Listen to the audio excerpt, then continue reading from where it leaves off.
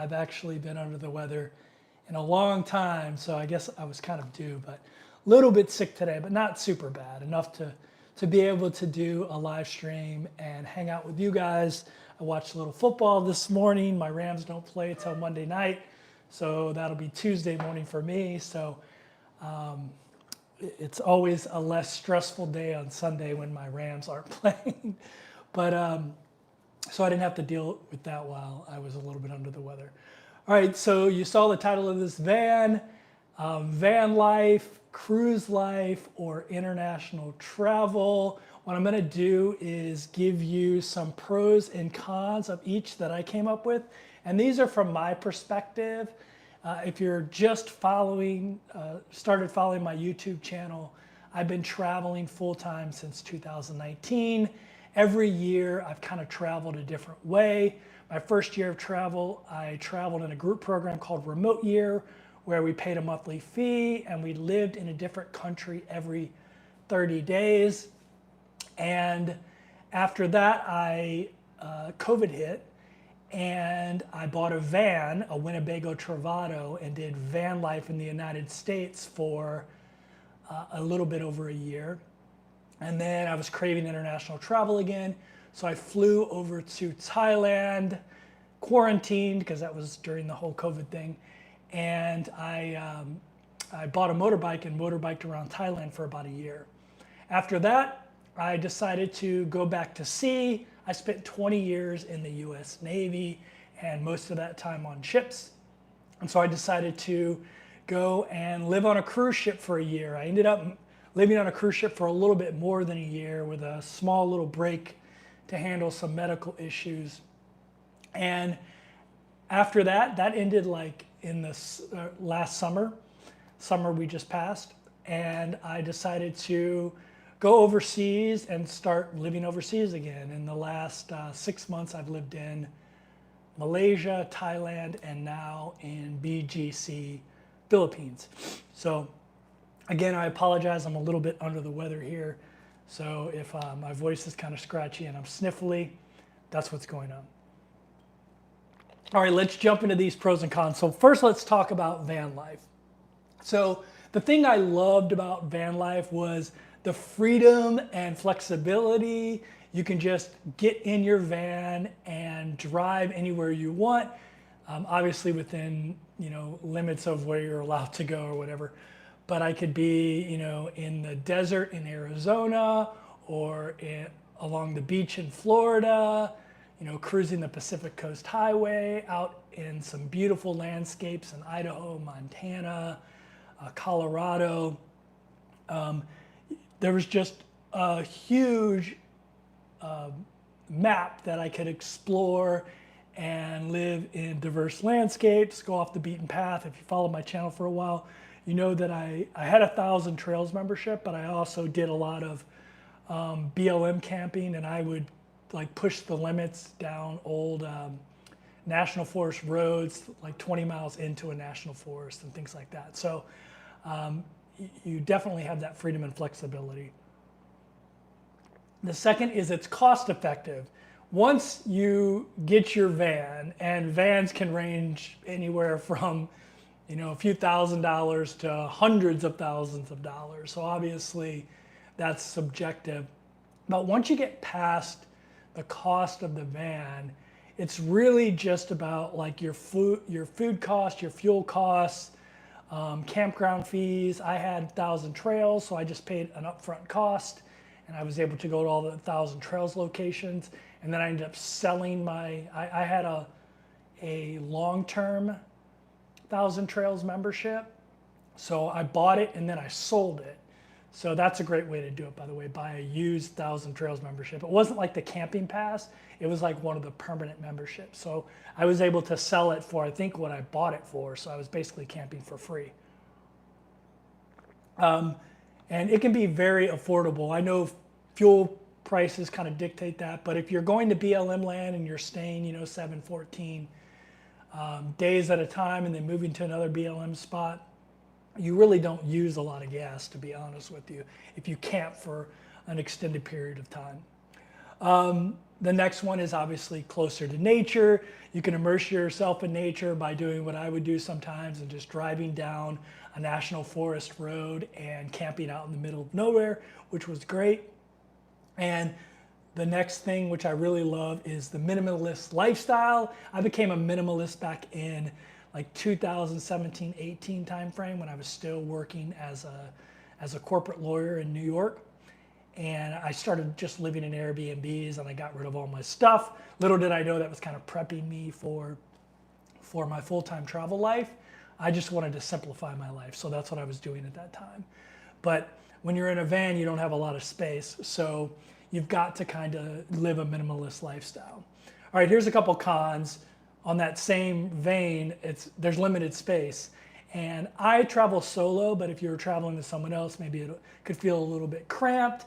There is limited storage when it comes to big stuff.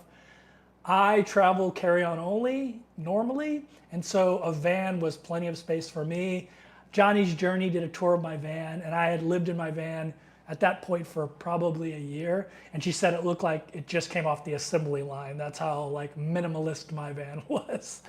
But yeah, there can be some issues with that, especially if you're not traveling on your own. You're reliant on facilities for a lot of things. Even if your van has a shower, things like that, you still need to find laundry. You got to find a spot to fill up your tanks or dump your tanks. Then if you have one of those vans that you built out and you don't have a shower, you got to try to find showers. And there are workarounds for that. Found a ton of different ways. Community centers in like places in Colorado, community centers almost always have pools and you can go shower in there. And then obviously like you can get a gym membership, one of the, the ones that are across the US. There are ways around it, but it does become a grind. It becomes part of your life, constantly trying to, get water and dump tanks. So maintenance and repairs can be an issue, especially if you're traveling a lot. So upkeep of your van can be a con. And then I very much like being alone, so isolation doesn't bother me, but I still added it to this list because I know a lot of people aren't like me, aren't as introverted as I am, and they need a lot more human contact. So van life can get a little bit lonely if you're traveling solo. So, all right, next up is cruise ship living. Don't worry, we're gonna jump into travel Q&A in a minute. If you're just tuning in, you can go back to the beginning and watch the beginning of this list. So cruise ship living, the number one pro of cruise ship living is it's all inclusive. So the price you pay is for everything, your travel, your food, your entertainment. I mean, there are add-ons that you can get, but if you don't want to add any add-ons, you can have a wonderful time without any issue. When I speak about cruise ship living, I'm speaking about like spending most of your time on cruise ships as kind of a way of life, not as a vacation. I talked about van life from the perspective of doing it as a way of life, not buying a van and going out in it once every couple of weeks. So that's my perspective. That's the perspective I'm giving you here. Van life, cruise life does make budgeting really simple because you just pay the fee. And again, if you don't spend a lot of money on additional add-ons, it's a really easy way to budget and plan your day. Your food's free. Your lodging is, nothing's free, but it's all included in the cost of your cruise ships. And if you use a website like Cruise Plum, or you are a gambler and you get into some cruise deals with cruise lines, cruising can actually be really, really affordable. And, and it's an all-inclusive lifestyle. The next pro is stability and routine. You have a steady home base. You're hopping from place to place, but you never have to pack your bags. So it's kind of a cool way to live. It's kind of like van life. You're bringing your home with you, except for, someone makes your bed, someone cooks for you, all the luxuries of being on a ship. There's a lot of social opportunities. I am very much an introvert, but I still like social interactions, but I'm not good at finding them because I'm such an introvert. I'm not out seeking them out. On a cruise ship, I just pull up the cruise schedule and I can find all kinds of different social events, whether it's trivia. I always do the trivia on ships. I just enjoy it. And I always end up in a group of people doing trivia because they'll have groups, and I meet a lot of people that way. Then if you're a solo cruiser, there's the solo cruise meetup. You know, if you're a veteran, there's the veteran meetup. There's just a ton of different meetups. If you're a knitter, there's the knitter and natters meetup on some cruise lines. So there's a ton of social opportunities. Also, you get the chance to see a lot of scenic and diverse locations if you plan your cruise right. Like I'm getting ready to go on 4 months of cruising. I start in the Caribbean. I do a bunch of Caribbean cruises, different ones though. And then I ride the ship over to England, and I do a bunch of Mediterranean cruises. And then our itinerary switches to Norwegian fjord cruises. So in that 4 months, it's going to be a super diverse set of cruises. So you can see a bunch of different places that are unique and without ever having to pack your bags. All right, some of the cons of cruising. Limited exploration time. You usually pull in early in the morning, 7, 8, 9 o'clock, and you pull out like 2, 3, 4, 5 o'clock. Every now and again, you'll stay a little bit later, but usually you don't. So you don't have a whole lot of time to explore. A lot of times the places that you pull into, especially in the Caribbean, will be manufactured type of cruise ports. And so you won't really be in like a local area. You'll be in like this manufactured area that's just there to sell you stuff. So that happens sometimes, but there are a lot of cruises where that doesn't happen, especially in Europe. There's not a lot of that manufactured cruise ports, and Asia as well, when you cruise Asia or Australia and places like that. Another con is restricted lifestyle. Obviously, the cruise line has a schedule, and that's what they're going to do. If you pull into, I don't know, Tallinn, Estonia, and you're like, man, I would really like to stay here for a week. I mean, I guess you could leave your cruise, but then you're just leaving your cruise, right? But you don't have the option to work with the cruise line to stay there a couple more days. They're not going to change your schedule and say, yeah, everyone likes Tallinn, Estonia. Let's stay here for 3 or 4 more days. Tallinn, Estonia, by the way, is like my favorite cruise port. So the next is cabin size and privacy. It doesn't really bother me. Obviously, I lived in vans. I always live in these studio apartments when I'm traveling overseas. I actually like everything to be in one room. But I added this to the list because I know a lot of you are not going to travel solo, and a cruise cabin can get small when you're living in there full time with somebody else. So you really have to like the person you're with. Same with a van. If you're living in a van, very similar size-wise, to be honest with you. But yeah.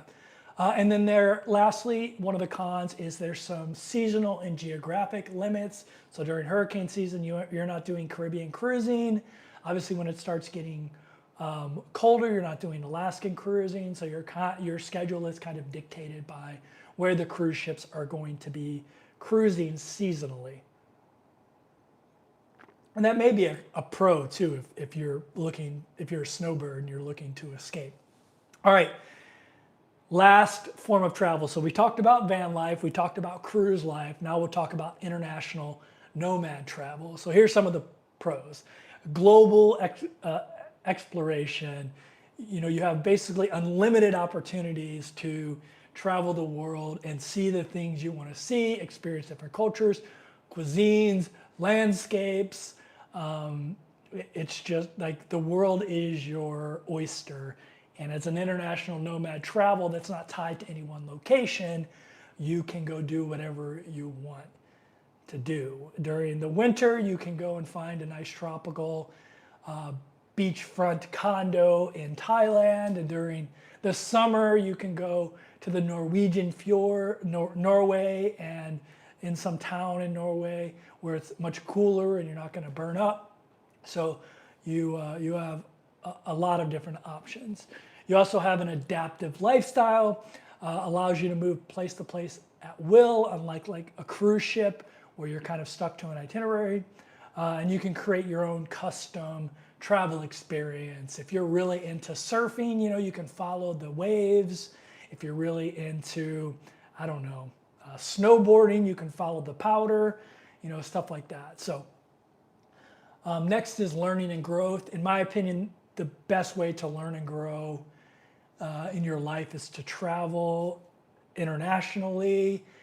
We just went through this big political cycle, and no matter what side you're on, you have these like hardcore beliefs and like a view of the way the world is. And when you actually get out and travel in the world, you realize that the stuff that on both sides, no matter which side you're on, is not really the true story and the full picture of the way the world works and life outside of the United States or whatever Western country you're watching from. You really, you learn about different cultures, what makes people tick. Maybe you had an opinion of a culture and then you go and visit and realize that opinion was completely unfounded in what actually goes on in that culture. And so, yeah, it's really a way to learn and grow and understand the world and maybe even your place in it. Flexibility, again, you can tailor your experience to your own personal style and what interests you, whether it's slow travel, luxury travel, budget-friendly travel. I've done all of those, by the way, except for maybe I haven't done super luxury travel. Some people would say this is super luxury, just a little studio apartment in BGC, Philippines. But yeah, you can kind of tailor it to how you want. All right, let's go into the cons. Logistics and planning, it requires more planning. You have to like pay attention to visas. Like I got to go and get my visa extended here for 60 days so it covers the rest of the time I'm here. I have to do it sometime in the next 2 weeks to make sure I'm covered. So I got to pay attention to that. Obviously accommodations, you have to search and book accommodations. What if you book an Airbnb for 2 months and it sucks and you're stuck in it? Stuff like that. Costs can add up. Now, if you've been following my channel, I have a ton of different hacks for international travel. I rarely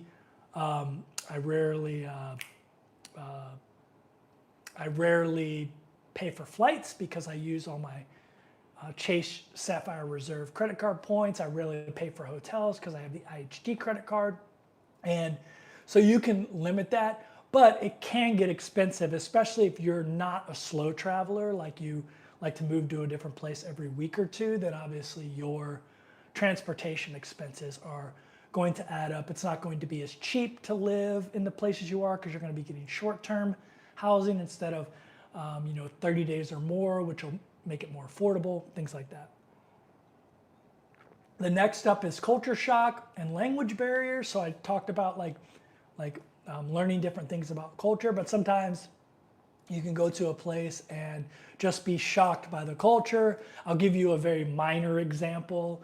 If you're in Japan and you're at a crosswalk and there is not a car within 50 miles, you can see both directions, you still wait for the crosswalk to turn green. You do not cross the street. If you do, some old Japanese lady is going to give you an X and chastise you.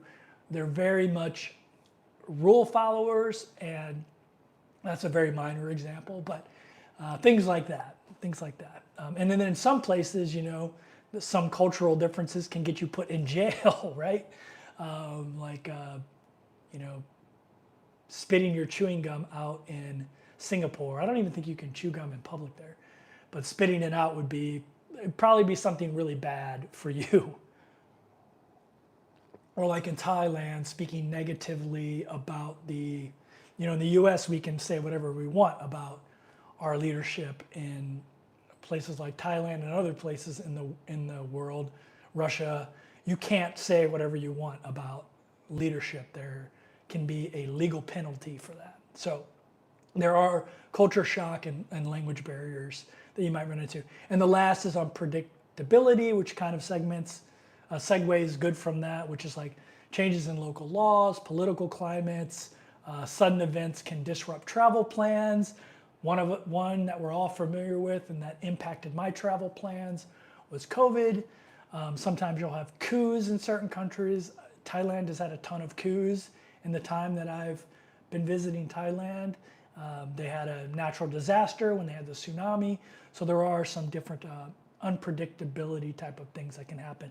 If you're, traveling in certain places, natural disasters can happen, things like that. So that is my list of pros and cons. Thank you for sitting through that of van life, international travel, and cruise life. Again, that was from the perspective of someone that does those things for an extended period of time and not just a traveler. All right, I'm going to jump into the questions here. If you have a question, if you could put a bunch of question marks in front of it, it'll help me find the question better.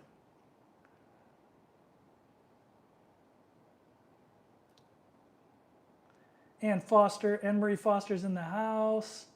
It's a channel member, Monica Stevens, Nikki Dunn helping me out with moderation. All right, I'm all caught up. Would be amiss if I didn't say thank you for your service in the Navy for Veterans Day tomorrow. Thank you. I feel so detached from it now. Like a lot of my friends post like their military photos and stuff like that around this time of year. I feel so detached from it now. I mean, it's still a huge part of my life. I did a little bit over 20 years. Actually, in a couple days, it'll be my 30-year anniversary of going to boot camp in like 3 days. Will be my 30-year anniversary. So if I would have stayed in the military, I'd actually be retiring soon at 30 years instead of a little bit over 20 years like I did. And I would have got 70% of my, I would have got more retirement. A significant amount too.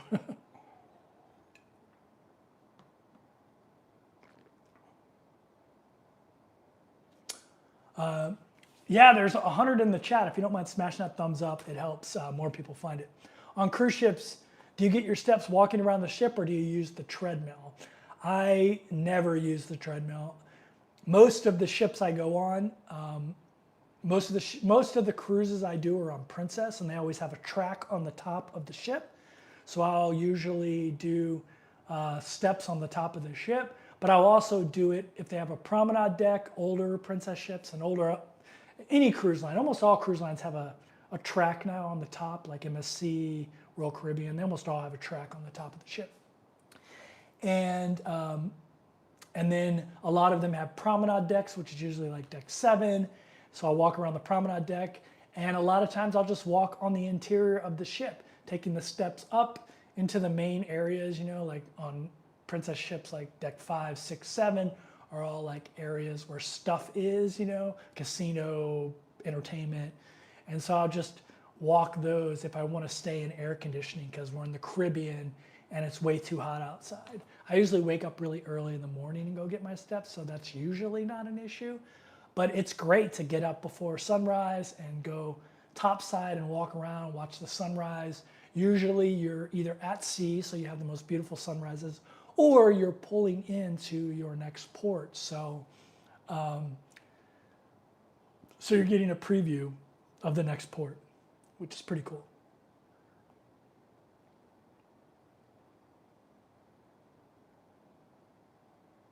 But that's a great question, Swearworks. What do you miss about van life? The biggest thing is the community. Like there's a great community of van lifers out there.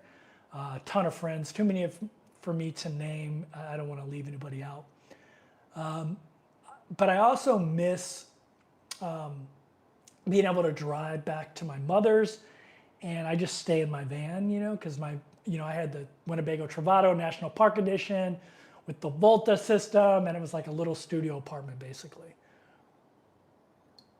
And I miss just being able to go visit my mother whenever I'm transiting more often. So, but also the community. I've been using Cruise Plum since watching your videos. We are considering using cruising to traverse from North America to the Orient. Is there an easier way to piece it together on Cruise Plum? So what you want to do is when you go to Cruise Plum, if you want to go from the West Coast to Asia, you want to select your embarkation port as west coast of North America, you can actually do that. And that'll cover everything from Vancouver down to San Diego or wherever. And then you want to put your disembark port as, you can do like Australia, Asia. You just want to put it as entire Asia. And then that'll pull up a ton of cruises that are going from the west coast of the United States to Asia. There's actually a big one on Discovery Princess, although right now, so there's a cruise that goes from like, I think it's Seattle or San Francisco or Vancouver to Singapore. It's actually 2 cruises, but you can book it as 1 cruise, and then you can book it as 2 legs. And right now, one of the legs, the one that goes to Singapore, is sold out. You can still get to Tokyo though. That one's not sold out yet. So I'm actually paying attention to that one, because if I book by legs, it's just cheaper for me than booking the 29-day cruise. The 29-day cruise is charging me double occupancy. So, but if I book it in 2 segments, it would be the exact same cruise, I won't get double occupancy. But right now, one of the 2 cruises, one of the 2 segments is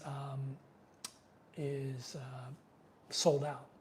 So I'm just waiting for the 90 to 120 day window when people figure out they don't want to do that cruise anymore. Although it's probably a bunch of Japanese people, because the cruise ship goes from Seattle to Japan and then Japan to Singapore, and Japanese people love to cruise. If you've ever been on a princess ship out of Japan, it's like 80% Japanese people. So, and they love princess, by the way. Not to generalize but Japan loves princess. So who knows if those will become available, any cabins will become available. But you can book it as the 29-day cruise right now still, which is confusing. Why is the one segment sold out, but I can still book a cabin the entire time? So, all right, let's see. But yeah, that's how I would piece it together there. My last cruise, I got over 10,000 steps on the day we sailed. My feet were sore. Yeah, I mean, sailing day is always a good day for getting steps. There, Annie. Ann Foster says, stupid question. Like I used to say when I was a drill sergeant in boot camp and my recruit would come up to me and say, I've got a stupid question, Chief. I would say, there's no such thing as stupid questions, just stupid people. So, I'm sorry, that was my little drill sergeant funny moment that I used to have. Not that I don't think you're stupid at all, Ann. Stupid question, but has the light fixture behind you always been hanging from the ceiling? I never noticed it. Yes. There's actually multiple light fixtures in this condo. It's very well decorated if you don't notice. It's nice. It's very nicely decorated. A lot of times you rent these places in Asia and it's like very like IKEA feeling. And this one has like an accent wall and stuff like that, so it's kind of cool. Let's give you more window there. But yeah.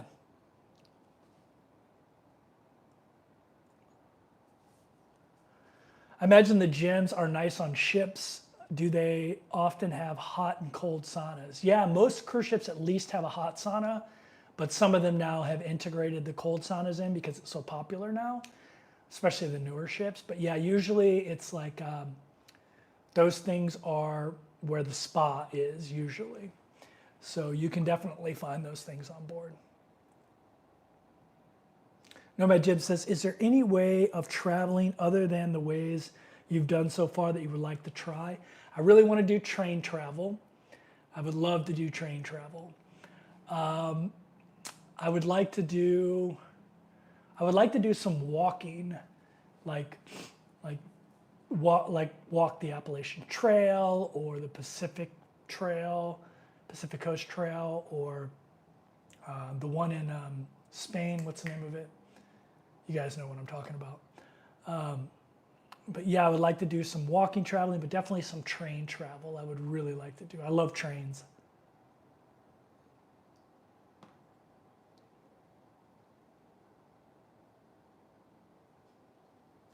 Slave King says, we were just on Epic, spent a lot In the casino with basically nothing to show for it, do you know if NCL awards folks with cruises? I don't know about NCL. I've only been on NCL a couple times.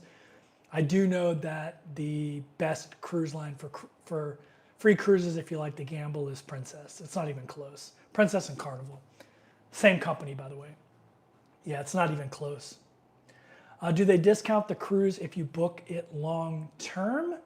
I don't understand your question. Do you mean like if I book it way far out? Sometimes that's the case. I never do that.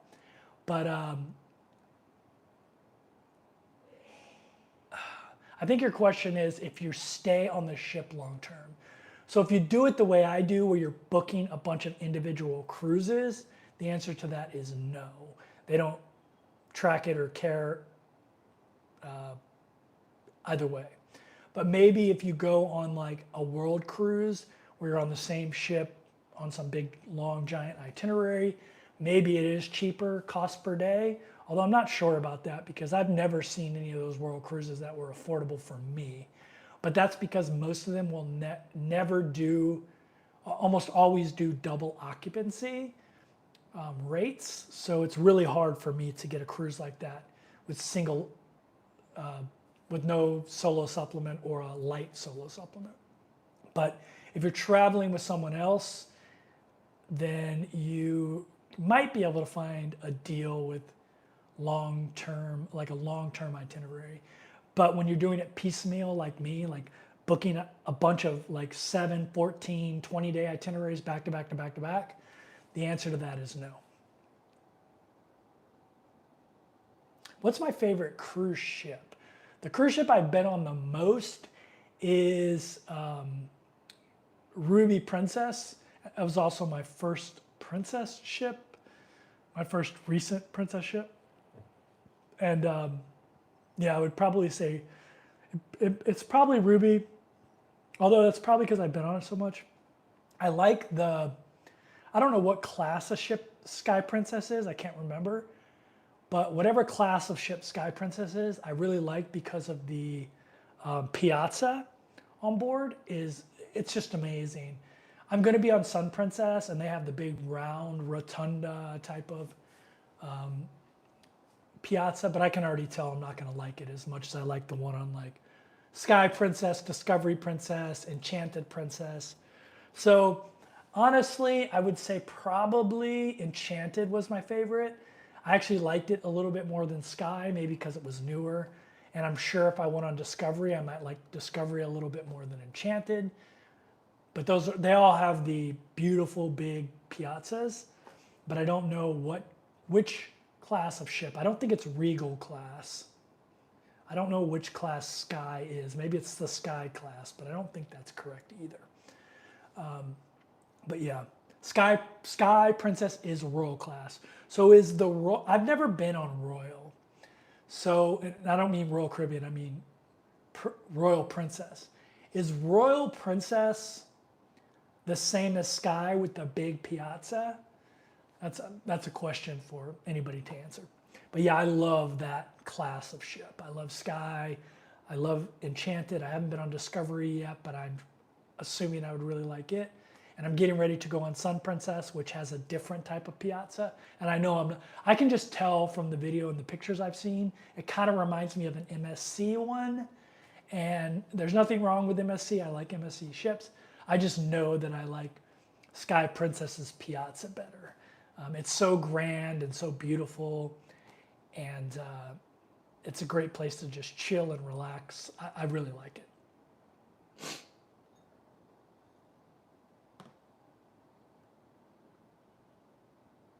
The Camino de Santiago. There we go.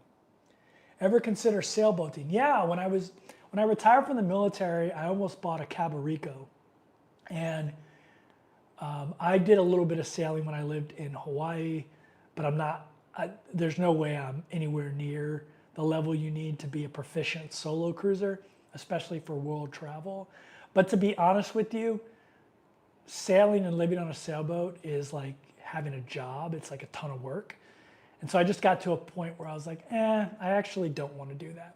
I'd rather do like the van life thing than than live on a boat that isn't piloted by somebody else, if that makes sense.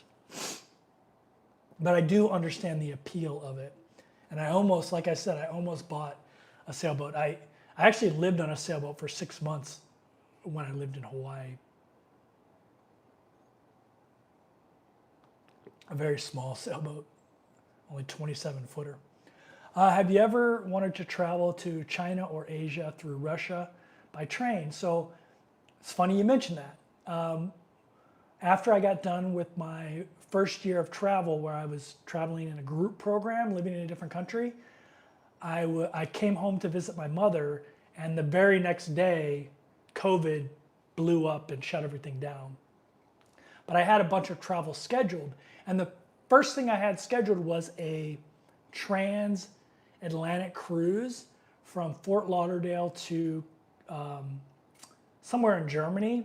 And then I was going from Germany to Moscow and hopping on the Nomad Train, which was, I don't even know if that company still exists now, but it was a train that you pay a certain amount and it takes you all the way to what is it called?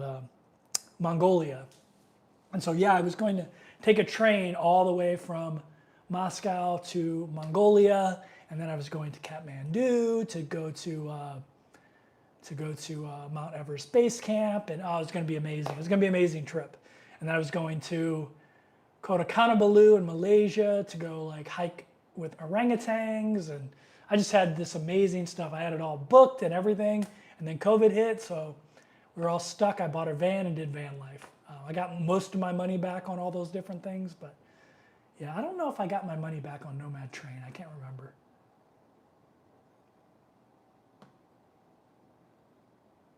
Do you know about the Deutschland ticket? Pay 49 euros to ride all the regional trains for 30 days. I haven't heard of that, but that sounds like something I would be into for sure. I will look that up. And sorry I keep hitting my nose, guys. I'm a little bit under the weather right now. It's the first time I've been under the weather in a long time. So I'm a little bit sick. Not sick enough to not do this live stream, but that's why I'm sniffling and all that kind of stuff. So, and wiping my nose. So I apologize for that. Hey, Andrea's in the house. Andrea says Sky Princess is world class. Okay, that's good to know. Ever had a scary experience on a ship due to rough seas? Not on cruise ships. Like, rough seas don't really affect cruise ships. They displace so much. They're like Navy aircraft carriers almost in the amount they displace. And they don't move around a lot. But I was in the U.S. Navy for 20 years, and I was mostly on small ships. I was on frigates that hold like 200 people. And I've been in, 30, 40-foot waves on frigates where you're basically walking on the walls every time the ship rolls. And at that time, I was a bridge watchstander, and it was pretty intense and scary. So that's really the only time I've ever had a scary experience with rough seas. I was on the USS Reuben James, which is decommissioned now, but I think it was a Polish ship for a little while, but now I think it's a reef. I think they sunk it, and it's a reef now. So, but yeah.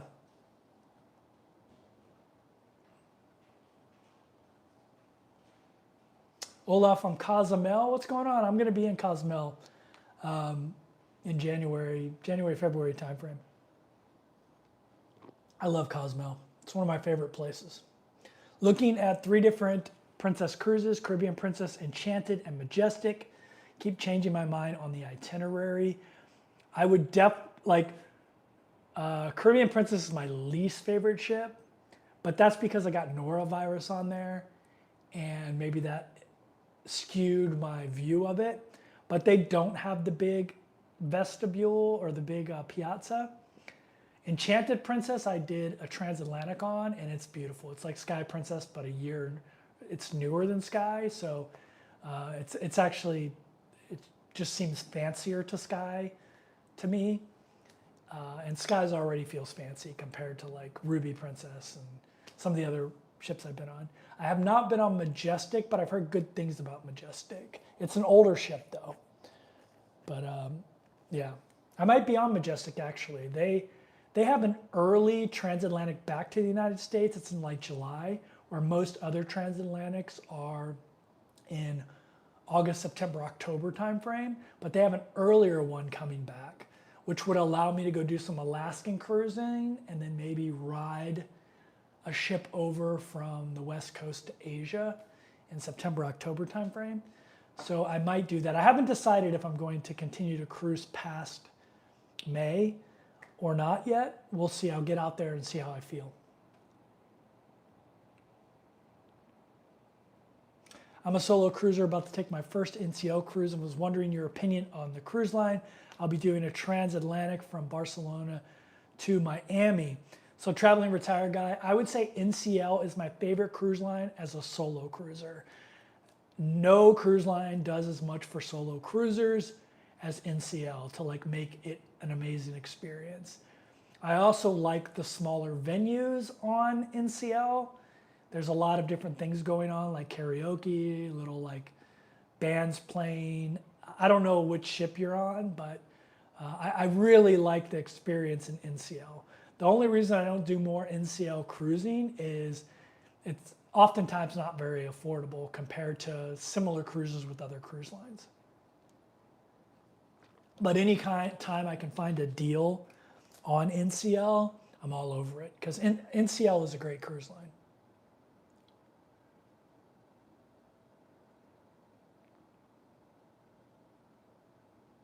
How about e-bike or motorcycle, up or down, New Zealand or Vietnam? That would be great. Probably not Vietnam, it'd be too hot there.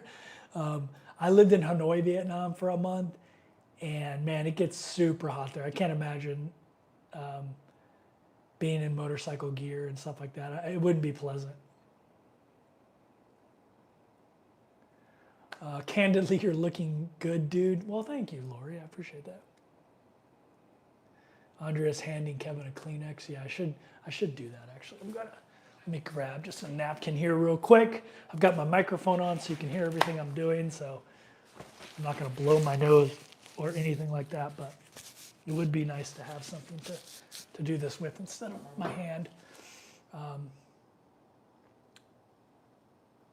Do you recommend remote year for a month? So I get that question a lot. I probably wouldn't do remote year for a month because I know the real value of remote year is the group dynamics. And in a month, you're just not going to have the group dynamics that you have in a longer program, like a 6-month or a 1-year program. And that's the thing I really love about remote year.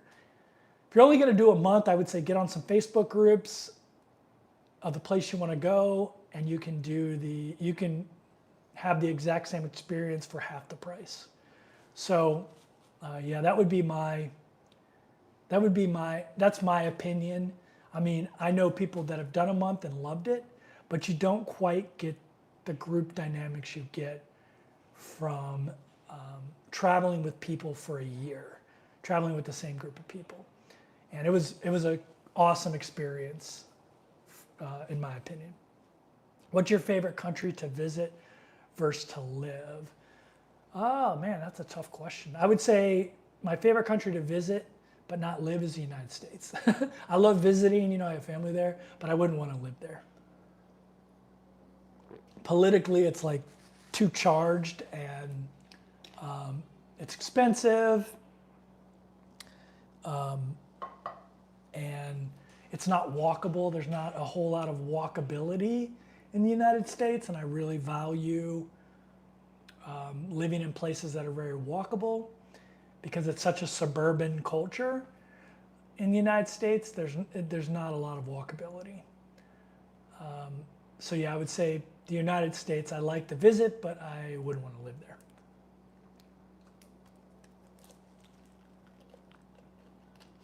Find any beaches in the Philippines yet? No, I have not, Danny. If you did have to settle on land, what would be the country you can see yourself living? I mean, I love Thailand, so Thailand's probably top of the list, although I'm in BGC now in the Philippines, and it's my favorite place I've ever lived in my life because it's very walkable, it's clean, it's safe. It checks like a lot of boxes that I think are important. And so, yeah, it'd be tough. I'd have to sit down and think about it. I love Estonia, Tallinn, Estonia. So that would be up there. Reykjavik, Iceland, I love. Yeah, it'd be tough to pick one place. Majestic was built for the Asian market, but Majestic is going to dry dock, I heard, to neutralize the Asian feel. Well, it's right now it's not doing a lot of Asian cruising, so that makes sense they would change that.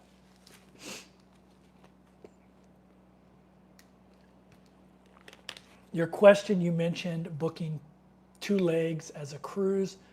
How would that allow you to be a solo cruiser? I'm not sure exactly what you mean, but with Princess especially, there are a lot of cruises that are longer that can be booked in segments. So I'll give you for instance. So when I was on Island Princess, they had a cruise called the Fire and Ice Cruise. And it went from Fort Lauderdale, circumnavigated Iceland, hit a bunch of amazing ports. Then it went to Southampton, England. And then it went up and did all the Norwegian fjords and then came back to Southampton, England. You could book that all as one cruise, Fire and Ice, or you could book Fire and just book the cruise from Fort Lauderdale to the first time it went to Southampton, England, and then get off the ship. Or you could book just from Southampton, England, the ice side of it, and just do the Norwegian fjords. And you could book it as one big long cruise where you pay for whatever it was. I think it was 33 days. Or you could book both segments separate. As a solo cruiser, if I book the long cruise, they would charge me double occupancy. But if I booked the short cruises, they didn't. It was kind of a way around having to pay double occupancy. I'm still doing the exact same cruise. I'm just booking it in different ways. That's kind of a unique case there. But it happens all the time in the Caribbean cruises with Princess. You will see all the time a 14-day Caribbean cruise that you can book as a 14-day cruise or in 2 7-day segments. And so that's a good example. Also, there's a lot of 20-day Caribbean cruises that you can book with Princess, but you can also book them as 10-day segments, like a lot of the ones out of Galveston and places like that, where you can book a 10-day cruise, a 20-day cruise, or 2 10-day segments in the exact same 20-day cruise. That makes sense. There's a lot of cruises like that with Princess. Other cruise lines, not so much. Holland America has kind of similar to Princess. But yeah, with Princess, you can oftentimes book a longer cruise in shorter segments. And as a solo, a lot of the time you'll be able to cancel out the solo supplement, booking it that way. That makes sense. I don't know why they do it that way. They just do.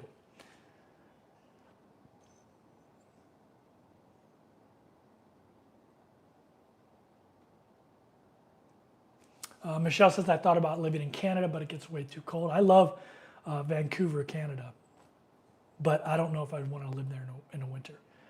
Best way to shave your head, traveling a lot. So I used to have this like thing that you like has a bunch of round circles and you just go, "Arr," but I broke it. So now I'm just using a razor every 2 or 3 days. I actually haven't done it in a few days. You can kind of see.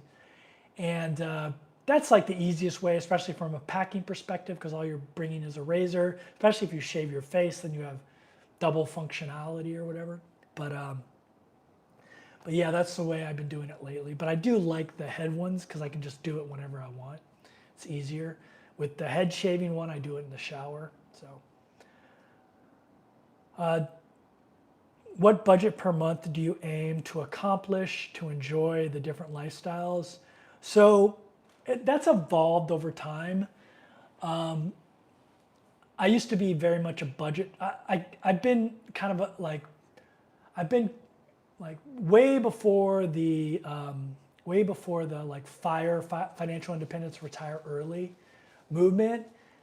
I was doing that basically. I was a big Dave Ramsey proponent, no debt, and like living below your means, so later on you could live the way you want to live. And I did that for years and years and years, including when I first started traveling. I did it, like even remote year was $2,000 a month was my monthly fee. The only thing I had to pay for, all the logistics of travel were included. Only thing I had to pay for were meals.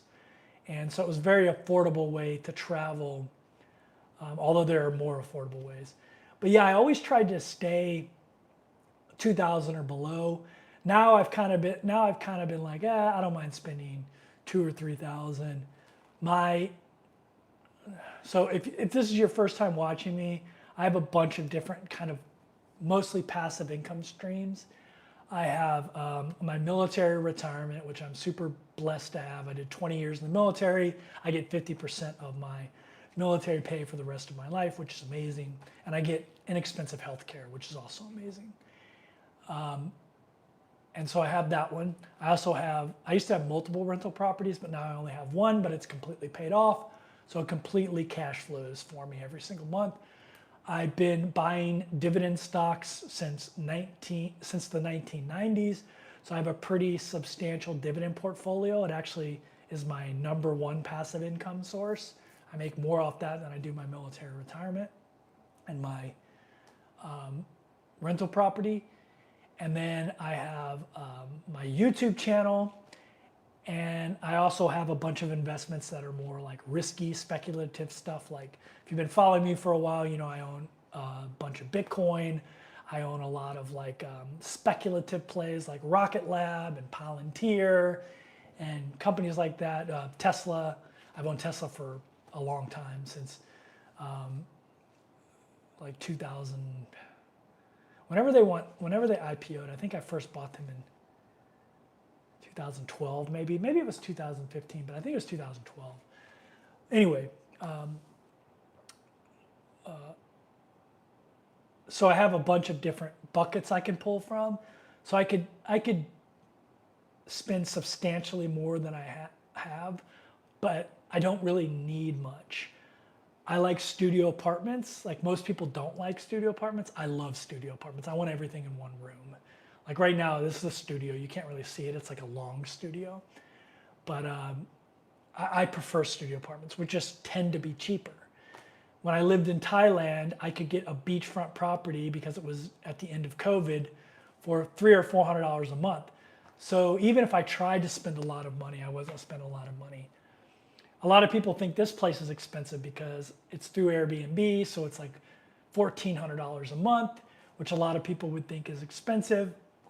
But I'm pretty boring. I don't drink alcohol.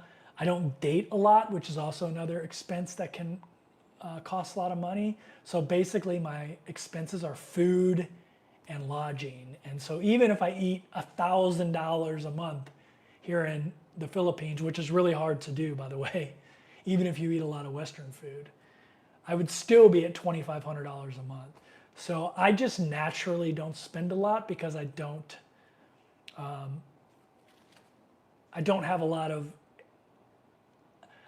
do a lot of things that cost a lot of money, if that makes sense.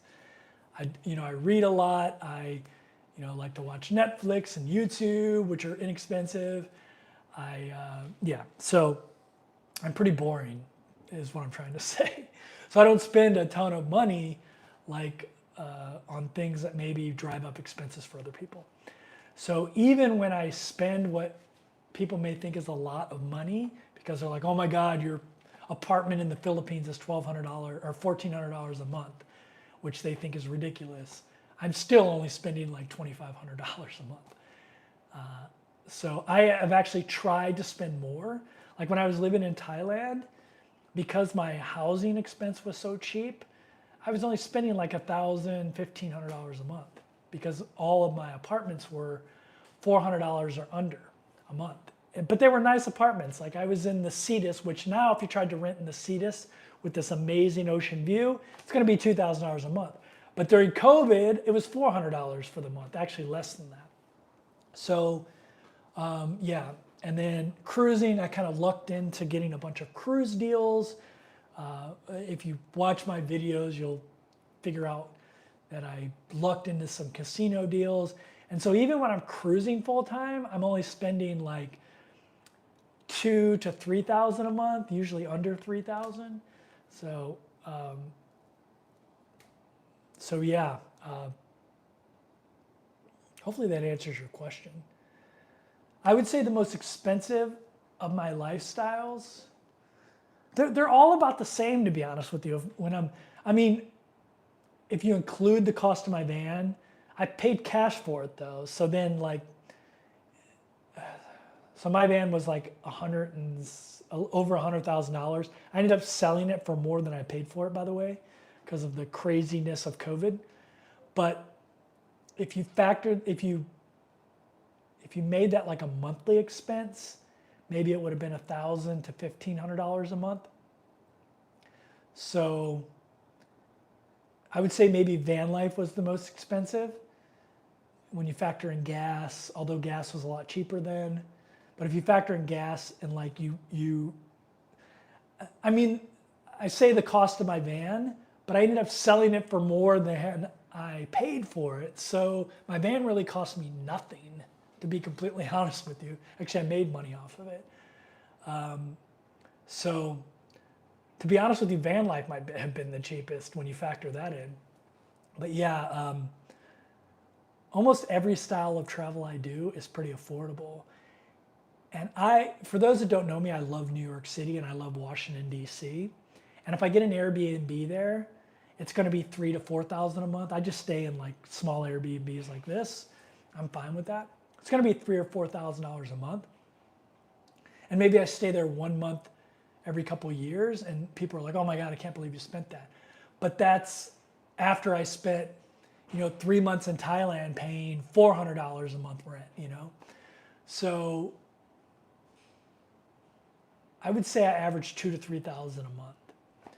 So yeah, I didn't mention this earlier, but my favorite hobby is investing, like doing investment research, tracking my stocks, watching videos about my companies that I own. Like I love SpaceX and Rocket Lab, and I follow everything about Rocket Lab and anything Peter Beck does, who's the CEO. I'm really lucky that one of the things that affords me my lifestyle is my favorite thing to do. So I continue to invest most of my cash flow that I get. I failed to mention that I also make money off this YouTube channel, and that depends on how many videos I make a month. I can make anywhere from $1,000 to $10,000 a month off this YouTube channel, depending on how much content I put out. I'm going back to cruising, and that content just makes a lot more money. So I know, I'll be making $4,000 a month off cruise content. So that's part of it too. Does your loyalty level move up faster with separate segments? Asks Anne. So yeah, especially when you're cruising solo. So, well, with Princess, it doesn't matter. With Princess, if you book a cruise, a long cruise that could have been booked in segments, they still give you credit as if you booked in segments. So when you cruise solo, you get 2 cruise credits. Princess is unique. There's 2 ways to move up Princess's loyalty levels. There are the number of cruises you have and the number of cruise days. The number of cruise days, you don't get extra for cruising solo. Whatever amount of cruise days you have is the amount of days you have cruised. There's no bonus for cruising solo, which other cruise lines, you can get extra cruise days by cruising solo. But Princess kind of came up with an ingenious way. So they know who their most cruiser is for real, and not because maybe they cruise solo and got extra days. If you are the most cruiser with Princess, you cruise those days. You don't get any extra days for cruising in a suite or cruising solo or anything like that. But they have another way to move up their tier system, which is amount of cruises. And with amount of cruises, they will give you double cruise credit for cruising solo, and they'll also give you double cruise credit for cruising in suites. So you can move up that tier easier, and whichever tier is your highest is your cruise level.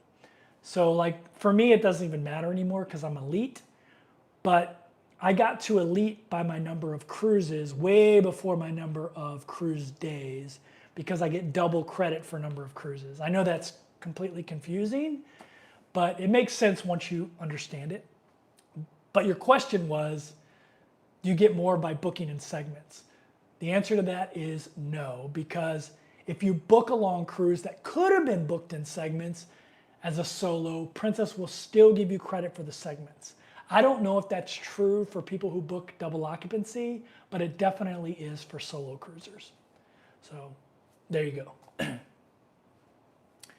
So NCL and Princess are the best ones to check for solo cruises. So Princess solo experience is not that great. I'm gonna be completely honest with you. But their solo pricing is usually better than other cruise lines, other than maybe MSC. So you get great deals as a solo, but the solo experience is not as good as Princess or as NCL. Now, everything is what you make it. Like you can make it a good solo experience, but Princess as a company does not do a good job of enhancing the solo cruise experience. Where NCL enhances the solo cruise experience. It's better for solos, in my opinion. Princess is probably one of the worst from a solo experience perspective, in my opinion. So, but their solo pricing is one of the best. Maybe MSC is maybe a little bit better. And that makes sense. I still love solo, or I still love Princess though. But their solo cruising program sucks. Like that's what, if they wanted to use me for something, they should bring me in and have me revamp their solo cruise experience. The answer I've always gotten from them is, well, if we do that with solos, then we got to do it with all the specialty groups like veterans, LGBT. I'm like, no, you don't. Like those are different groups. Like solo cruising is not like, I don't know, a DEI category, and I don't mean that in a negative way. I just mean it's different than like the diversity and inclusion groups like the veterans and the LGBT and the knitters and natters or whatever. Although I guess knitters and natters wouldn't be either. But solos are a growing group of travelers, and you should target them because every other cruise line does, and they do it well. Princess's excuse is always, well, then we'd have to do it for the other groups. No, you don't. No, you don't. Your solo group is your biggest group, so you might as well maximize your potential profit from them, and you do that by having a good solo experience. So there you go.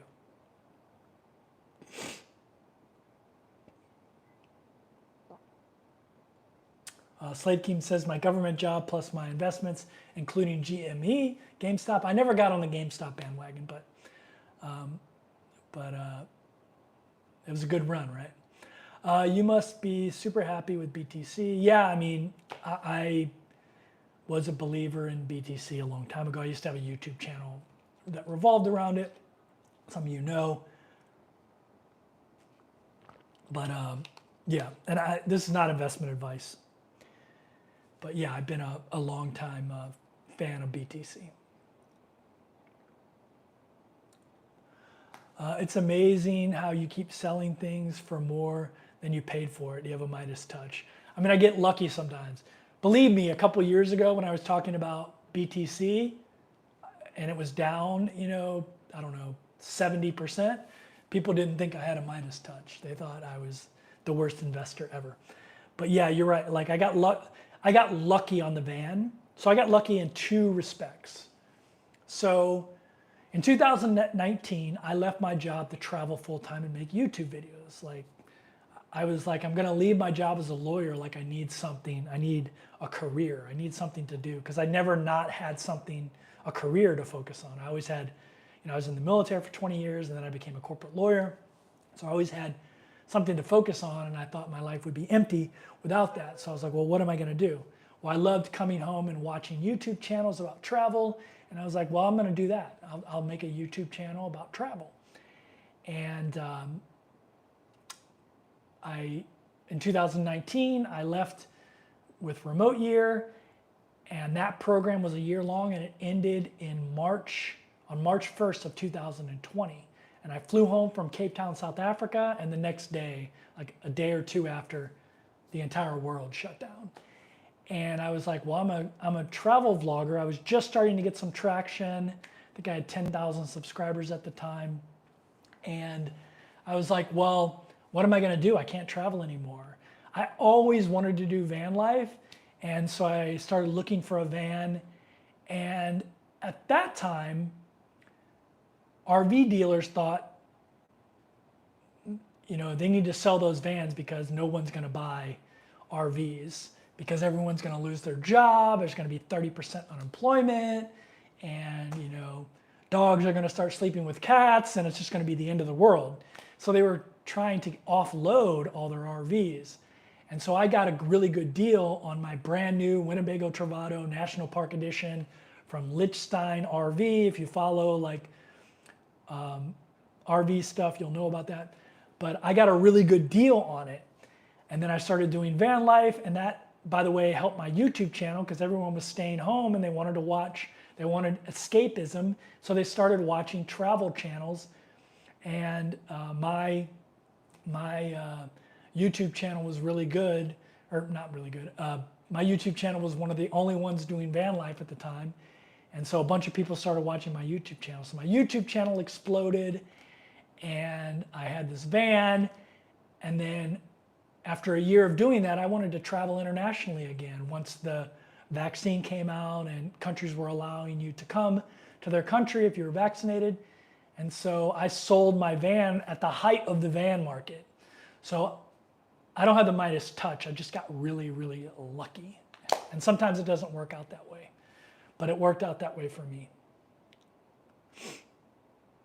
Monica says, I love studio apartments. Yeah, I love studios. Especially, I like floor-to-ceiling windows. Maybe that makes them feel bigger to me or something. I don't know. But I like the floor-to-ceiling windows in the studio. So, yeah, I really like it. Will you be visiting other places in the Philippines while you're there? I haven't decided that yet, Pam. I'm really enjoying BGC. So at the moment, just BGC. But I'm very impulsive, so at some point I might hop on a plane and go somewhere. You mentioned before that you fly business class most of the time. I'd be interested to see you do a video, how to find, evaluate, reserve business class seats without breaking the bank. So Nomad Jim, I have had a Chase Sapphire Reserve credit card since like 2017 or 18, and I just built up a ton of points. I'll be honest with you, I don't do a lot of research. Other than like, when's the cheapest time to buy the flight? For example, I'm gonna fly business class from here to San Francisco or LA. I know now that it's gonna be San Francisco, but there is only one direct flight from the Philippines. No, I take that back. There's two direct flights from the Philippines to the United States. There is Philippine Airline, and they have business class, but it's not a very good business class. It's not lay flat seats. And by the way, it's about 13 hours of flying. And then there's United, which has the Polaris class lay flat seats. And so obviously I would rather go United. But if I bought the ticket right now, the United flight, if I'm gonna use US dollars, but it would be in points. The United flight would be 5,000 US dollars, and the Philippine flight would be $2,800. I started doing a little snooping and I just changed the date, one day at a time. It took me forever. One day at a time in the Chase Sapphire Reserve booking system. And I realized about 2 months out that the United flight actually gets cheaper than the Philippine flight for business class. It drops about 30 to 60 days out. You have to track it, obviously, but it drops from $5,000 to $6,000 to $2,300. The Philippine flight drops too, but only $300. So it drops from $2,300 to $2,500. But again, it's not a lay flat seat, so it's not as good of a business class ticket. So I can get for 200 around 200,000 points, maybe a little less actually, when you factor in the 50% exchange you get with Chase Sapphire Reserve points. It's going to be like cash equivalent. It's going to be probably about $1,800, which I know sounds expensive, but I have millions of Chase Sapphire Reserve points. So my biggest advice to you is do some research on what the best travel program is right now. At the time that I started doing this, it was the Chase Trifecta, and I just built up a bunch of points over the years. I live in Airbnbs, so when I spend, I live in Airbnbs or cruise ships. Whenever I spend money, I get 3 points, which are bumped up 50% with Chase Sapphire Reserve. So I'm really getting almost 5 points for my lifestyle every dollar I spend. And so I get a ton of points just for my lifestyle. And I use that for travel. Now, could I travel cheaper if I flew business class without getting the nonstop, it would be cheaper.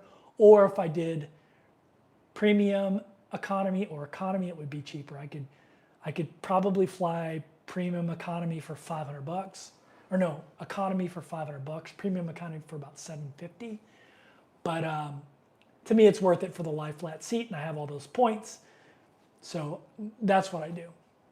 I use those points. Also, another thing is whenever you fly certain airlines, even though you're spending points from Chase Sapphire Reserve, you still get the points with the airlines. So a lot of times I build up a ton of points with different airlines. Like I have a ton of United points, I have a ton of Delta points, and I have a ton of Southwest points. So like I'll fly to San Francisco and then I'll just take a Southwest flight because they have a direct flight to St. Louis. I'll take a Southwest flight to St. Louis and use Southwest points. So I'm constantly using points, either Chase Sapphire Reserve or the points I built up with airlines from using my Chase Sapphire Reserve, because I still get the points. And with business class, you get a ton of points. So like with United, I have a ton of points too. I might book that flight just with my United points instead of using my Chase Sapphire Reserve points, depending on how many United points I have. So yeah, if I have enough to cover it. So yeah, that's how I do it. I don't really search for inexpensive business class flights because I have so many points. I just use points. But there are people that are really good at that point hacking thing. The only thing I do is figure out when the best time to book the flight is, so I don't use as many points, right? Have you tried scuba diving in the Philippines? Asked James. I have not. I used to scuba dive all the time. I lived in Hawaii. I'm a rescue diver, certified PADI scuba diver, but I haven't scuba dived in forever. I used to scuba dive a lot. Like I have thousands of dives, and at some point I just lost my passion for it, and maybe I need to just jump in and start scuba diving again. But I've done so much scuba diving in my life that it got to a point where it just wasn't interesting for me anymore because I'd done so much scuba diving. But I've heard scuba diving in the Philippines is amazing.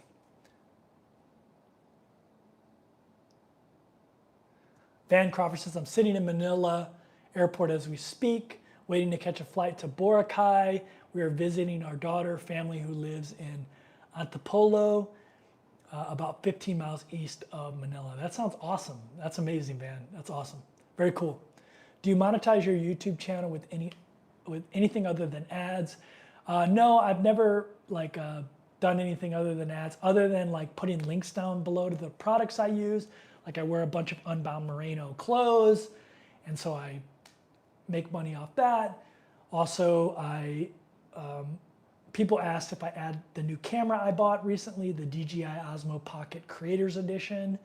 I added that down below, a link to that below. I have the travel backpack and the travel suitcase I use. I only put stuff that I actually use long term in there.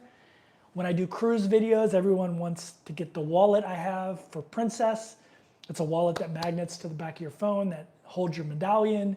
So all you have to remember to bring out of your cabin is your phone, and then you'll have your phone, your wallet, and your medallion.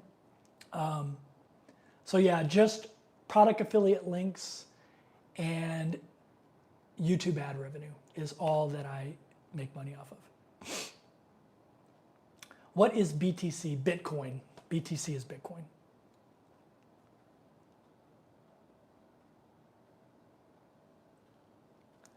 SHIB and Doge have been up. Yeah, I've never invested in anything other than Bitcoin and Ethereum. And the only reason I had Ethereum is because I wanted to buy a friend of mine who has an NFT company, and I bought some of his NFTs, which ended up losing me a lot of money. So I don't always make great investment decisions, and that was one of them. But I did it because a friend asked me to, or not asked me to, but was doing an NFT, and I figured I'd try to support him. But it ended up not being smart, a smart investment. What do I do with my napkin? I'm gonna get another napkin to wipe my nose with, so I'm not doing it with my fingers.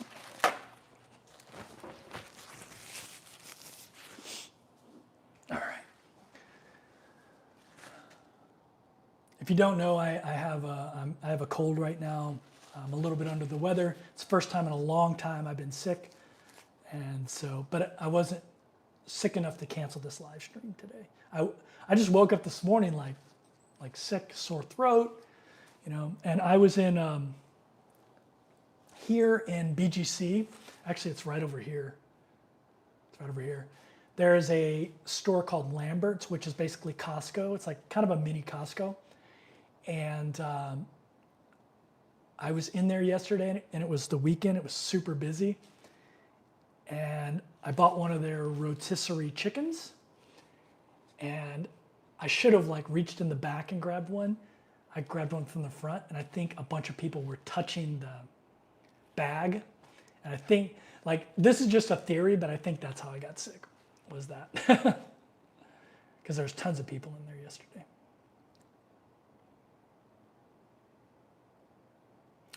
Slave does momentum trading. Yeah, I don't do a lot of trading. I usually just buy stocks and own them forever. When I was younger, I did a lot of trading, and I realized I wasn't good at it. I'm just good at, like, I'm really good at finding, I'm not really good at it, but I'm decent at finding companies that have a good story and a good founder-led company, and then buying a ton of shares and just sitting on them. Like, if you've been following my YouTube channel for the last couple months, you know I've been talking about Rocket Lab, and I always tell people, don't invest in the stuff that I talk about that's speculative, because you're probably going to lose your money. But those who decided to go buy Rocket Lab, make their own decision and buy it, they've done really well over the last month. It's up probably, I don't know, 100%, maybe more than that. Actually, if you listened to me 3 months ago, it's up like, I don't know, 200%. I don't know, it was like $4 a share back then. And now it's like $13 a share. But Rocket Lab is a company I love. If you're interested in space travel, I just own it because it's a space company, although the economics of it makes sense to me. If you watch the HBO documentary Wild Wild Space, Peter Beck, which is the founder of Rocket Lab, is featured in there, and he's just a great guy. This guy from New Zealand, and yeah, he's great. John says, good morning from Melbourne, Australia. Kevin, do you think you'll ever come to Australia? Yeah, I definitely do. The only bad downside of Australia, I've spent a lot of time in Australia, by the way, John, if you didn't know it.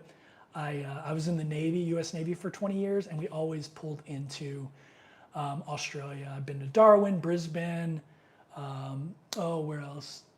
A couple other places, Sydney, and one other that is a famous Navy port, and I can't remember the name of it right now. I keep wanting to say Toulon, but it's not Toulon, that's France. Oh, I can't remember. But yeah, I spent a lot of time in Australia over the years. But when you travel there as a tourist, their visa's a pain in the butt. I think it might have gotten easier now. They got some online version, but you have to get a visa. There's no visa on arrival, which sucks. Even with cruising, it's kind of a big pain in the ass. So it's been on my radar, and it's something I'll definitely do because I love Australia. But yeah, the whole visa thing is kind of a pain.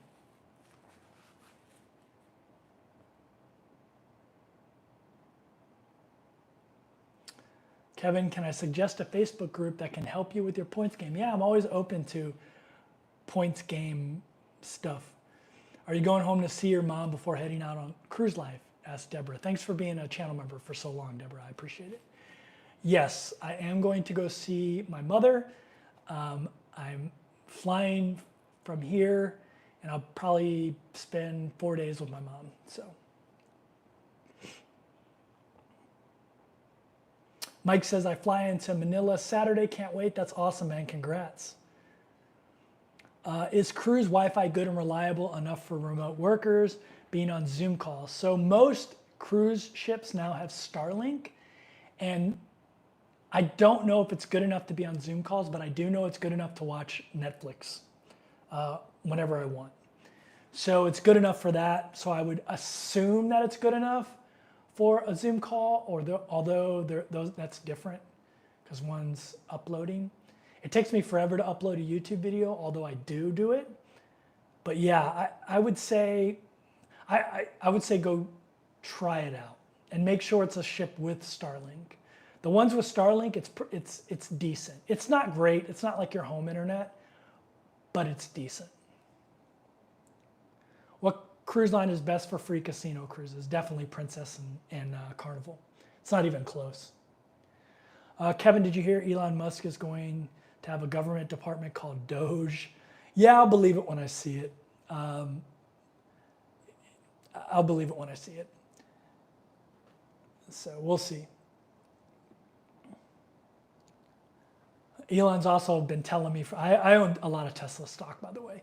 Elon's also been telling me forever that full self-driving is just a year away. He's been telling me that for 10 years. So, yeah, you always have to take what Elon says with a grain of salt. Not that I don't think he's brilliant, because he's got 3 companies. One that I own that has one of the reasons I've been successful in my life is because I own a lot of Tesla shares, or I'm able to live the life I want to live. So I'll be forever grateful to Elon. I wish I could own SpaceX, not now at the current valuation. And that's one of the reasons I found Rocket Lab, because Rocket Lab is very similar to SpaceX. But, and I would love to own Neuralink, which is one of his other companies, and even the Boring Company, which hopefully gets us high-speed rail at some point. That would be the only thing, that would be the thing that I would love for Elon to do with the government, is get that Boring Company off the ground, which is basically high-speed rail. The United States just needs better public transportation. But that's not a very popular thing with the political party that's coming into power. Public transportation isn't something that they love. But maybe Elon could sell it to them as infrastructure. So I don't know. But yeah. Was it Carnival that was doing a deal? If you have 100 shares, you get discounts. So with Carnival, if you own 100 shares of CCL, Carnival stock, you get onboard credit on your cruises. So if you cruise a lot, it makes sense. You get up to $250 onboard credit. And the good thing about Princess is you can use their onboard credit for whatever you want. So including like going to the casino and taking it out as cash if you want. So yeah, it's a great deal. It used to be a much better deal when Carnival stock was much cheaper. Now it'll cost you about $2,400 to get 100 shares, where, you know, during COVID, you could have got 100 shares for $300. So, but people thought the cruise lines were going to go out of business. But yeah, but if you cruise a lot, obviously it'll pay for itself, and you still own the stock. So it's not like you don't get to keep your stock. But a lot of cruise lines do that, by the way, have some kind of benefit from being a shareholder. I just don't know the other cruise lines, because the cruise line I cruise with the most, the company is Carnival, because they own Princess. They also own Holland America, Carnival, I think Seabourn maybe, or Silver Seas or something like that. So your title hooked me right in. Well, thank you, I appreciate that. If you go back to the beginning of the video and you want to see the comparison of van life, cruise life, and international travel, digital nomad type life, go back to the beginning of the video. Kevin, if you had a crystal ball, not asking for financial advice, but I have 20K in Tesla, which I plan to sell in 2074. And I'll be 99 years old then. How much do you think it would be worth then? Oh man, that's impossible to predict. It depends on full self-driving in the short term, but the long term is really more about robotics. And a lot of people just think Tesla's a car company, but they're really not. They're a software engineering company, not software engineers, software and engineering. And some of the products they have on the that might be available in the future are in the robotics. The thing I'm most excited about is robotics. So imagine if you could buy a robot for $10,000 or even $20,000, that's still cheaper than a car, that would do all of your mundane tasks for you. Clean the house, it could even watch your kids, it could, carry in the groceries, it could take care of your elderly parent.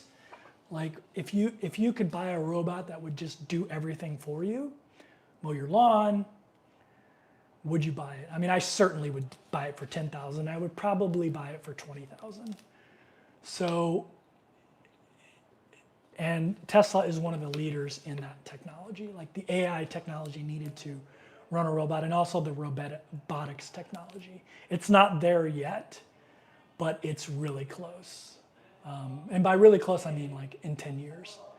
It'll kind of be like, and maybe Tesla isn't the one that wins that game, but it will be kind of like the iPhone. One day you were on a flip phone, and the next you were on a smartphone and you never looked back. It'll be similar to that, in my opinion. But I could be wrong with that thesis. But that's the real thesis behind Tesla, is the other things like the full self-driving, robotics, energy storage is another big one, because they make batteries obviously for their cars, but also to be able to store other energy for other things. And if you just value Tesla as a car company, it is way overvalued, like ridiculously overvalued, especially now that it's had a huge run up since the election.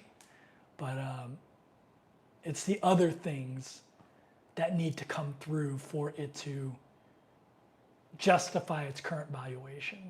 So who knows what the valuation is going to be in 2074?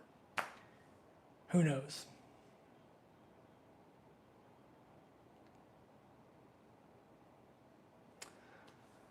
Ann Foster says, I bought it. What did you buy? Did you buy Rocket Lab, Ann? I don't want people to ever buy stocks on my recommendation, because I have bought companies that do not exist anymore.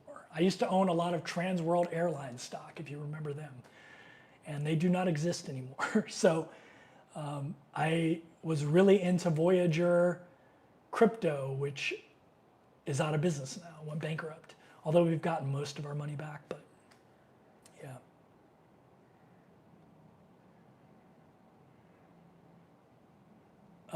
Ann says she bought CCL stock at $6 a share. That's awesome. You're doing really well. That's a 3 or 4x. She said she did buy Rocket Lab. All right, don't buy Rocket Lab because Kevin tells you. But I love the company. To be honest with you, the reason I own Rocket Lab isn't to make me a bunch of money, although that would be really nice. It's because I love the idea of space travel, and I just like owning a rocket company a space travel company that I think is going to be one of the major players. There's only two companies that can consistently put rockets in the air, into space, SpaceX, which you've all heard of, and Rocket Lab. So there's no other companies that can do it consistently. And Rocket Lab is the only one.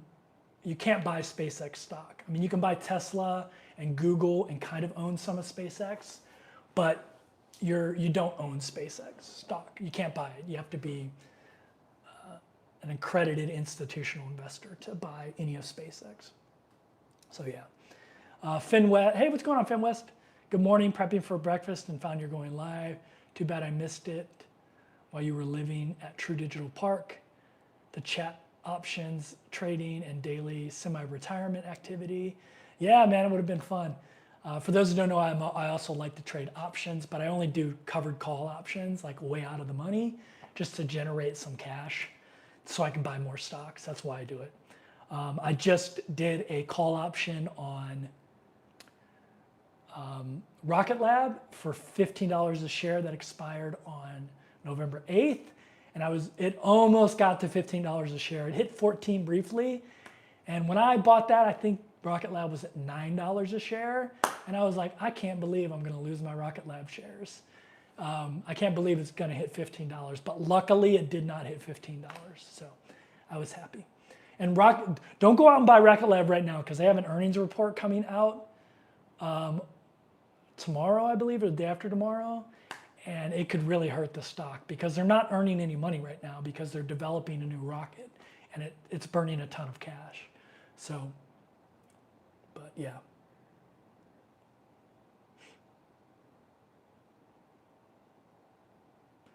Danny says he has Lunar. It's another space company.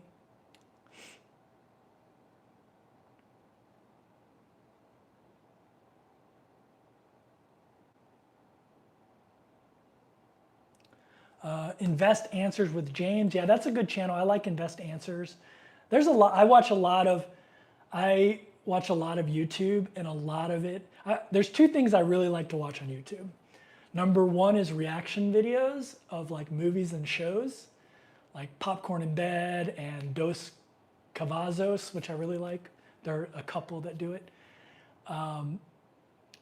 I really like watching those. I don't know why. I just feel like I'm watching a movie with them or a TV show or something. And I just really enjoy it. Amber reacts as well too. I really like Amber reacts. And I watch a lot of investment stuff. So Invest Answers is one I watch. I watch a ton of them. I'm a very financial independence, retire early person. So I watch a lot of Choose Fi. I watch a lot of like financial independence stuff. I love hearing people's stories. I watch a lot of Dave Ramsey. I know he's not everybody's cup of tea, but I have been with Dave for a long time, and I really like him. Even though I don't agree with everything he says, I really like him. But yeah, Invest Answers is a good one.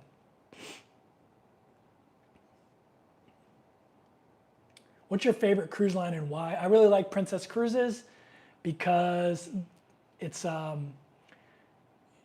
they don't have like amusement park stuff like water slides and rock climbing walls, and so there's just less kids. It's not that I don't like kids, I just don't like them on my cruises. And Princess and Holland America, they tend to have less kids. So that's just something I enjoy. Going Green Mom's in the house. What's going on, Going Green Mom? Jody says, what is BGC? BGC is a neighborhood in Taguig, which is in Manila, and BGC stands for Bonifacio Global City. It's the neighborhood I live in right now, but nobody calls it Bonifacio Global City. They call it BGC. That's its name for short.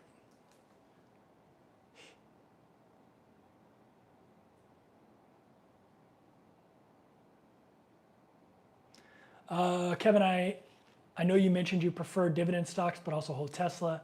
Do you use the 4% rule to sell off 4% each year? No, I don't have to do that.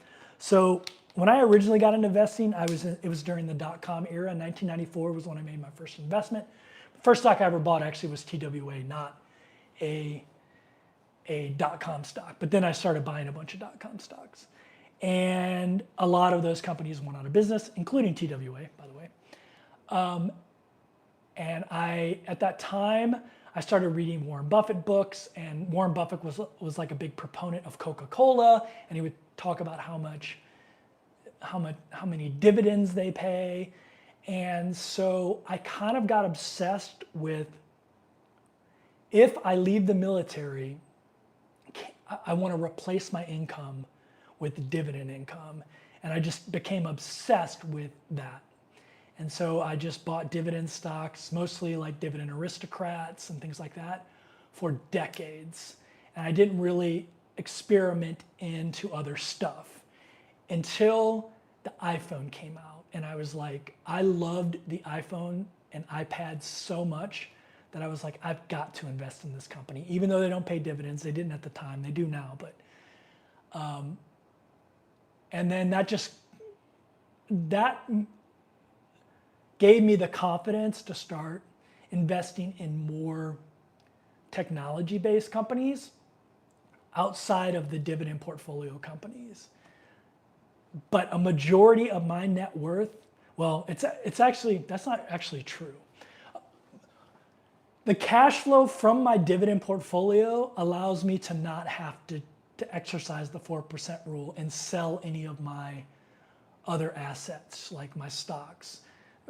What this person is talking about with the 4% rule is there's a couple different ways to invest, and there's different combinations of them as well. But there's the dividend crew, which basically invests a bunch of money until they have enough income from their investments that it supports their lifestyle without having to sell anything. And they don't care about capital appreciation or price of their dividend portfolio. And then there's the other side, which is the growth stock portfolio investors that just accumulate a huge stack of cash. So when they retire, they can withdraw 4% a year from that big stack of cash. And with the growth, it will last them the rest of their life. So that's what he's talking about when he says 4% rule. I have a bunch of different passive income sources. I have real estate. I have a rental property that's completely paid off that I get monthly income from. I have my dividend portfolio, which I get monthly income from. It fluctuates because, most dividend stocks only pay quarterly, although I have a bunch of monthly dividend payers as well. So I get monthly income from that, which is enough to support my lifestyle. And then I also did 20 years in the military, so I get 50% of my retirement pay as well. And then I have a big stack of riskier investments, I would say, like Bitcoin and high growth companies that I just enjoy. And to be honest with you, at this point, I love investing. It's my favorite thing to do. At this point in my life, it's really just about I'm an ISTJ, if you know what that is. I'm very much into scorecards. So now it's just a fun scorecard thing to do. And at some point I'll die and all my nieces and nephews will get all my money and be thankful that Uncle Kevin invested all his money. So yeah. But yeah, now I love owning companies that I just love owning. Like Rocket Lab. I love that I am a Rocket Lab investor. I love Tesla. For a long time, my Tesla stock did nothing. People made fun of people who own Tesla stock. For a long time. It's easy to right now go, oh man, you were brilliant for owning Tesla. But Tesla was dead money for 5-6 years. It was dead money. And Tesla almost went bankrupt a couple times. So it wasn't all sunshine and roses. It's great now, but it wasn't all even NVIDIA. I've owned NVIDIA for a long time. And For a long time, NVIDIA was just a video. I play video games, and that's why I bought NVIDIA, because they just made the best graphics processor. But for a long time, NVIDIA was up and down, up and down, up and down. There was a 3-year period where NVIDIA was down every single year. I owned it. Now I look brilliant because of the AI play, but that's not why I bought NVIDIA. I just got lucky with that. So, but now I just like owning companies that, like when I get home, I ordered a Rocket Lab ball cap. I can't wait to wear it. Like I love that I own a Rocket Lab. I know everything about the company. I know everything about the Electron rocket, the Neutron rocket they're building, the space systems they build. They're going to Venus. They might be going to Mars with a recovery lander. And I just love owning that company. Does it have the potential to be a very profitable investment like Tesla was? Yes, it does. Or even if it does half what SpaceX has done, it'll end up being very profitable for me. But the real reason I own it is I love what they're doing. Like I love keeping up with it. I love watching Sir Peter Beck, who's the CEO and the founder of the company. I love his story. He's never been to school for engineering. He's self-taught rocket launcher, and he owns the only company that's able to consistently get rockets into space that's not owned by a billionaire, because he's not a billionaire. He had to do it on a budget, and he did it. And now their Electron rocket has went to space 54 times. It's the fastest rocket to space to 54 launches than any other company ever, including SpaceX. It beat the Falcon 9. And they're developing a new rocket now called Neutron, which is going to compete directly with Rocket 9. So now it's a lot about the story for me. Although I'm not stupid, I'm not investing in companies that I think aren't going to make any money. Like I didn't buy Virgin Orbit because I knew commercial space travel for individuals was not something you could make money at. So I did not buy Virgin Orbit, even though I loved the idea of it. I didn't buy Virgin Orbit because I knew it was a losing business. So I didn't buy them. But I have been loading up on Rocket Lab. Probably all of my money that I have that doesn't go to this has been going into Rocket Lab. And after the run-up it's had, it's probably not a smart investment for me, but I don't really care about the price. I just want to own as many shares as possible of the company. I like being an owner of Rocket Lab. So, Kathleen says Voyager got me too. Yeah, man, Voyager's one of my biggest mistakes. So, I have some winners and we're talking about them, but I have losers too. Voyager crypto. And I also owned a lot of their token as well. I owned 20,000 of their token, BTX or BGX. 20,000 tokens I owned. And we've gotten a lot of it back, but it's been a big pain in my ass.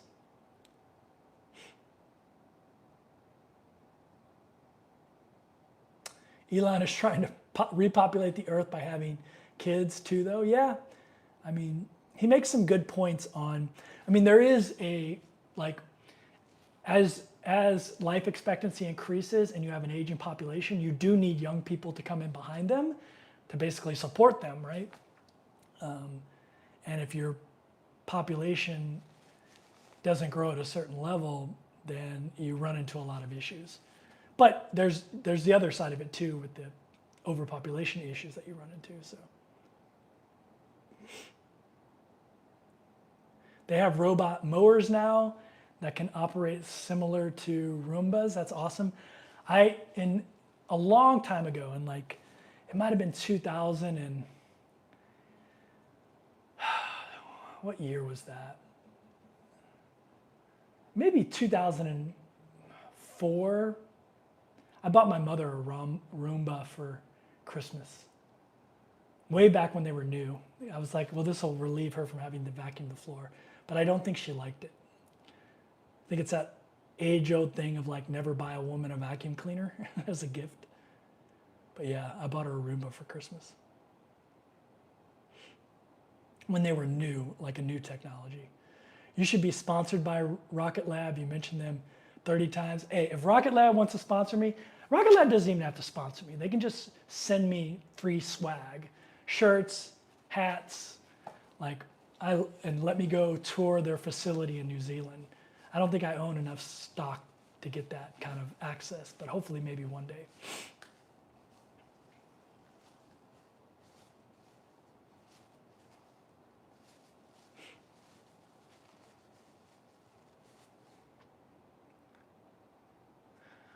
Kevin, the thing I love about Thailand is that it's normal to eat alone there. That's true. In Australia, when you go alone, it looks weird. Where would you say are the best countries for solo eating without judgment? That's an interesting question. I don't really notice it that much because I travel solo my whole life. I can't think of anywhere I felt uncomfortable, but I would probably, if I had to give you a couple, Japan, because it's a hugely introverted country, which is why I love it so much.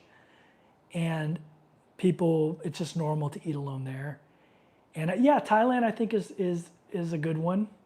Yeah, I'd say Thailand and Japan, but I'd probably put Japan number one because it's so hugely introverted country.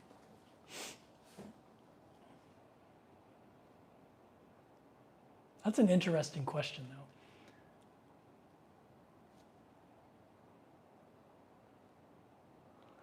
RA says, I'm a huge Dave Ramsey fan. Yeah, I mean, Dave Ramsey is like Robert Kiyosaki and Dave Ramsey are what led me on the path to financial independence when I was young. And I will credit them with that forever. And it's not like, I don't agree with everything they say but when I found them in the early 2000s, they completely changed my financial future. I already had a pretty good footing, but they really supercharged it and got my life together. What cruise line is best for free casino play cruises? I already answered that. Princess for sure, and Carnival too. Same program actually. Going Green Mom says, I'm thinking about trying Chase. I don't like Schwab, although I'm not sure what their stuff looks like since the TD Ameritrade merger. So the good thing about Schwab though is you have the investor checking, which gets you the refundable ATM fees, which is great for overseas travelers. But I have been switching a lot of my stuff over to Robinhood because of all the bonuses they get. They give me 3% bonus on Roth IRA, and they give me 1% on every bit of cash I transfer into there. So it's nice to be 1% or 3% up before I even buy anything. So I just love the free money. And another thing I like about them is any money you have sitting in your brokerage account, if you're Robinhood Gold, which isn't very expensive, you get 5%.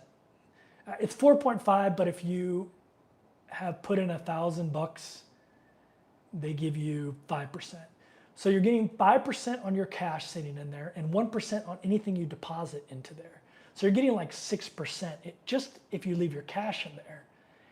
And yeah, so I basically, it's just free money. And Robinhood's FDI, SIPC insured, so I'm not super worried about it. I probably wouldn't put millions of dollars in there unless I figured out a way to make multiple accounts so I'm covered, but any free money I have, I've been putting in there.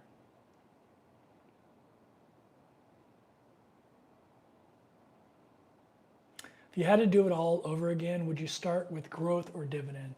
Definitely growth. Probably the biggest mistake I made when I was younger was not sticking with growth stocks and switching to dividends, because when you're young, you should be in growth stocks, in my opinion. Unless you're trying to replace your income so you can go do what you want to do. And then I'd say maybe dividend is better, but over time, you're going to do better with a growth strategy. But I wouldn't change a thing. I love, every month I just am astonished by the dividends I get every month. I'm just like, I can't believe I can't believe I get all that money for doing nothing every month.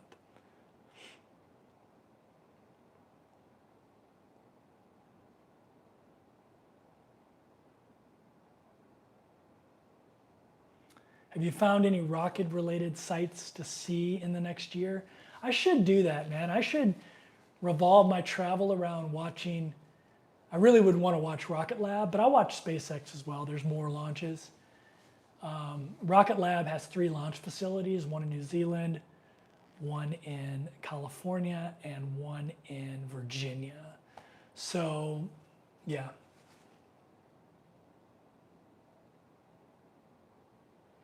Apple G says, hey, Kevin, have you heard of Rocket Lab? Yeah, I have. What's going on, man? How you doing? I need to look into Rocket Lab more. Rocket Lab's great, but like it's run up so much that, yeah, I don't know. Watch Wild Wild Space.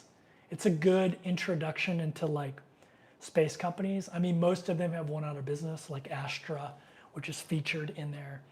But I really love Rocket Lab's founder, Peter Beck.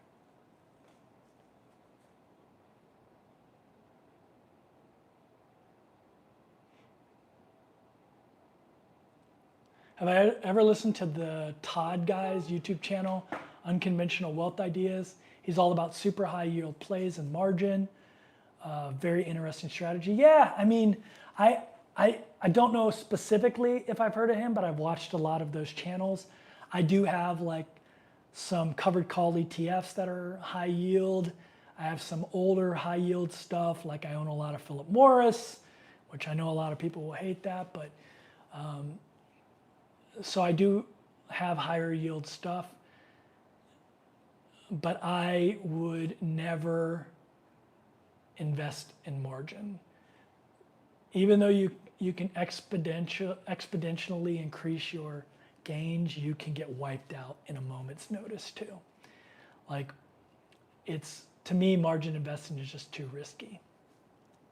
So I would say no to that.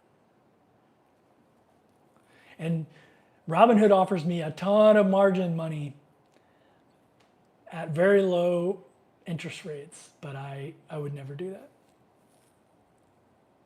Sometimes I'm like, man, I wish I would have, when Rocket Lab was $4 a share, I wish I would have taken like $1 million in margin and bought Rocket Lab. But if Rocket Lab would have fell to $2, I would have lost a ton of money. So, but yeah, it's margin investing is dangerous. Kevin, what are your thoughts on genomic ETFs like ARK, which is Kathy Wood's fund? Kathy says that humans will be able to live for hundreds of years. Yeah, I mean, I'm really into that actually. The integration of technology and biology like is right around the corner. I'm super excited about it. You know, hopefully it happens in my lifetime where we're able to extend our life for long periods of time. Because you got to think about it. What is your body? It's just a mechanism for keeping your brain alive, right? And if your body could be like a car and you could exchange out parts, or you could move your brain into some other brain holder, because that's really all your body is just a brain holder. Its whole existence is to keep your brain alive, your consciousness alive. And that stuff fascinates me. That's why I would love to be able to invest in Neuralink, which is Elon Musk's company. That, I mean, they're doing some great things and like helping like paraplegics function with basically controlling things with their mind. That's what Neuralink's big thing is, but their ultimate goal is to like extend life. But yeah, I'm really into that kind of stuff. I haven't found any companies that I've been interested in, but I should look at Kathy Wood's fund, RG. If you don't know, Kathy Woods is kind of a famous investor. That her big call was like Tesla a long time ago. I hate to pat myself on the back, but I found Tesla way before Kathy Woods did. But that was like one of her big calls, and NVIDIA as well. And she has a bunch of funds. They're all called ARC something. And, but she hasn't been doing very well over the last few years since COVID. But yeah, I should look at her genomic ETF. One of the advantages she has is she can invest in things like Neuralink, which I cannot invest in. And so, yeah. Do I post in the Fi space by chance? Oh, you're asking somebody else. I do post in the Fi space. Not videos, but I make comments.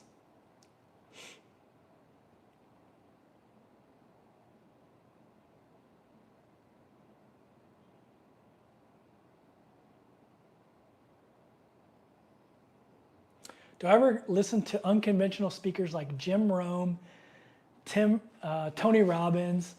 You didn't mention my favorite, Zig Ziglar. Yeah, I listened to Tony Robbins' Awaken the Giant Within when I was like 14 years old. I was pretty young when I found that. I had a library in my neighborhood, and I didn't do very well in school. I did well in like law school and university, but I didn't do well in high school at all. I was really bored. But I would spend all my time in the library. I was an introvert, and I would spend all my time in the library. And I was reading like investment books, like Robert Allen's book on real estate, like anything about Warren Buffett and Charlie Munger, Think and Grow Rich by Napoleon Hill. It's not really a financial book, it's more of a mindset book. But yeah, I would rent the audio tapes of Jim Rohn, Tony Robbins. Zig Ziglar was my favorite though. But yeah, I've been into that type of stuff all my life. Webull Cash Management offers some really good returns. That's cool. I do have a Webull account, but I've never put any money in it.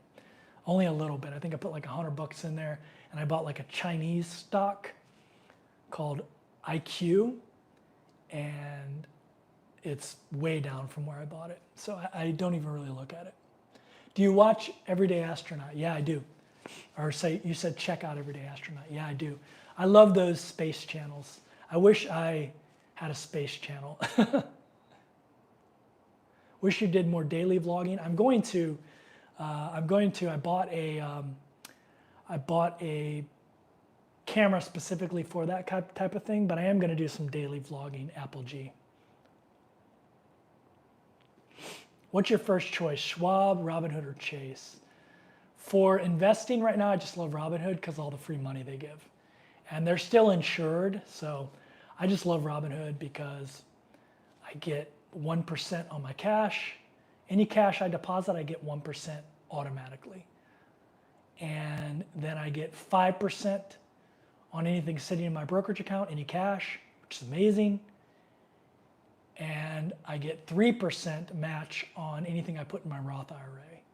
So that's pretty awesome. So yeah, that's where I've been moving all my money. Not all of it, but any cash I have, and I did move some stuff in there.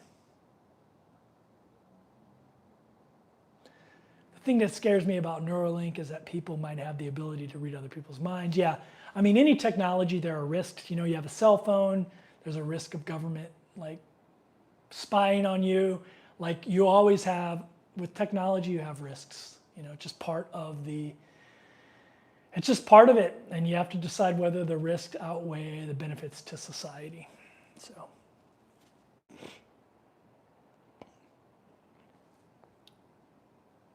I tend to be an optimist, not a pessimist. So I oftentimes focus on the benefits of, like I think the benefits will outweigh the negatives, but some people disagree with that. Why you don't want to have your own kids, to leave all your money to them. I just made a decision a long time ago that I'm too selfish to have kids. I know that's a terrible thing to say, but at least I'm honest about it. I like doing what I want to do when I want to do it. And maybe if I had kids, people always say, well, when you have kids, it changes everything. And maybe it would. I would like to think that I would still live the same life as I'm living now, but my kid would be doing it with me. But yeah, it's just, I mean, I'm getting older now. I turned 50 in 2025. So, you know, if I had a kid today, I would be 70 before they were 20. Like, yeah, I think that ship has sailed, so. But who knows? I saw that Al Pacino just had a kid and he's like 84 years old. So maybe when I'm in my 80s, I'll be like, I want to have a kid. But I love my nieces and nephews too. I don't tell them that they're going to get all my money because I'm afraid they'll try to kill me or something, throw me off a cruise ship. I'm just kidding. I don't think they would do that. But I don't tell them that. I'm sure I already have everything set up in a trust, but as I get more money, I will actually have strings attached, if that makes sense, like educational strings attached. Like I'll make them go through Financial Peace University with Dave Ramsey, things like that to get the money. So there'll be strings attached to it. Do you have a Robinhood link? Yeah, I have a Robinhood link down below. So if you sign up, we both get free stocks. It's always some penny stock though. They say you can get Tesla, but I've never gotten Tesla. I've had a lot of people sign up, so thank you for that. But I always get like crappy stocks, like I don't even know, like some biotech or something, stock that I never heard of. That's like $3 or something. But you know, you never know. You could get a Tesla and they've been doing a lot of Nvidia now. So if you do sign up, fingers crossed, maybe I'll do it on a live stream showing what stock I got.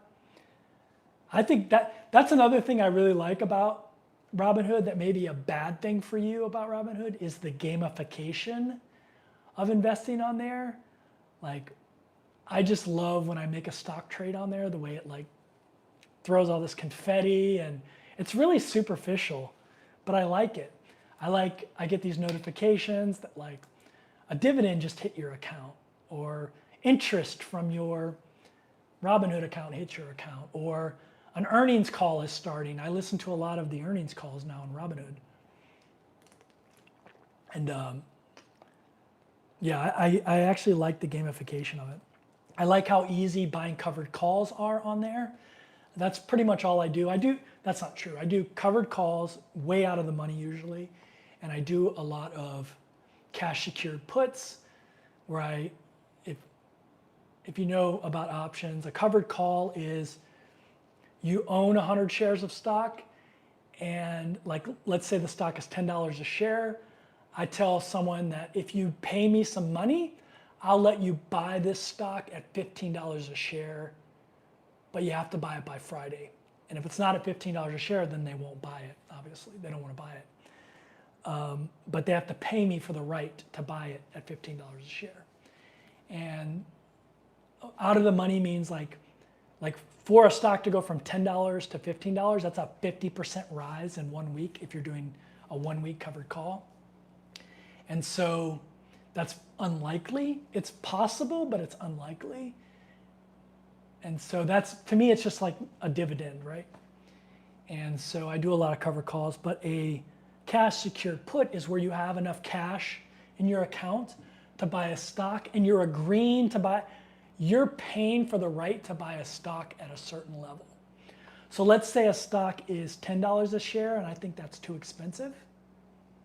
I will tell somebody, hey, I'll buy your stock at $8 a share. That's not a good example. Yeah, no, it is. I'll buy your stock. If your stock falls below $8 a share, I'll buy it for $8 a share. And they pay me money.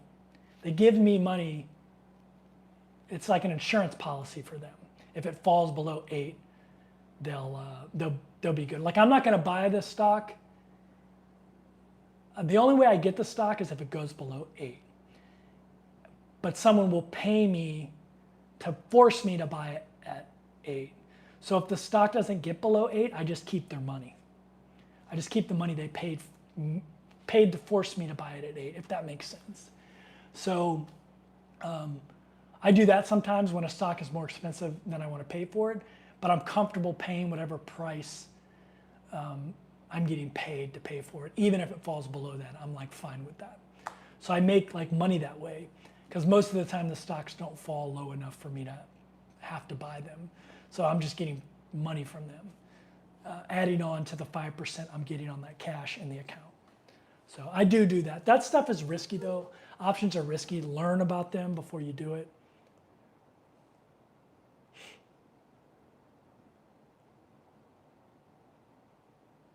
Kevin, did you hear the incoming U.S. president promised to end worldwide tax for all U.S. citizens? That would be great. Doesn't impact me as an Aussie. Yeah, there's only like 2 countries or 3 countries in the world that tax expats when they don't live in the country. The United States is one of them. So it'd be great if he ended that.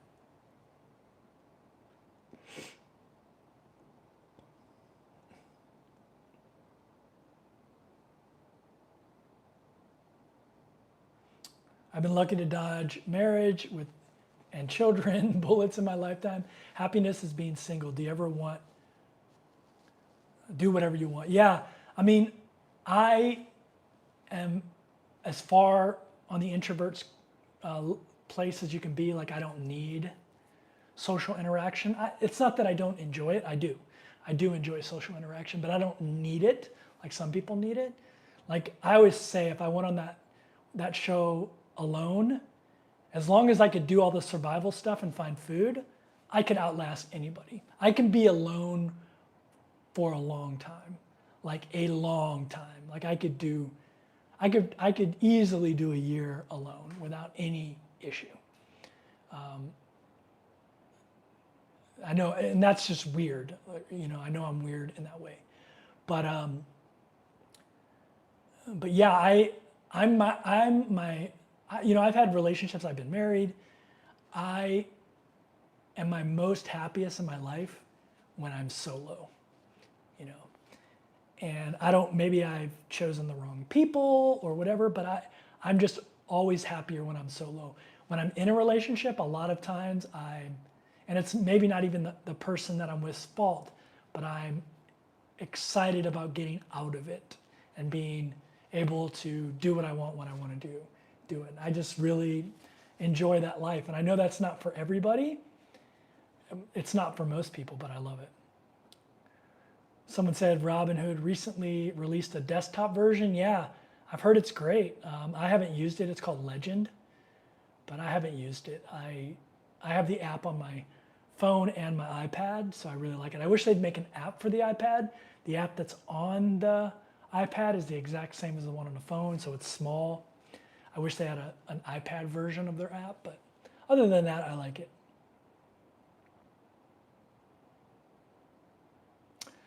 Finn West has been doing covered calls on SPY and QQQ. Yeah, it's a great way to like generate a dividend on non-dividend payers. A lot of people love writing covered calls on SPY and QQQ.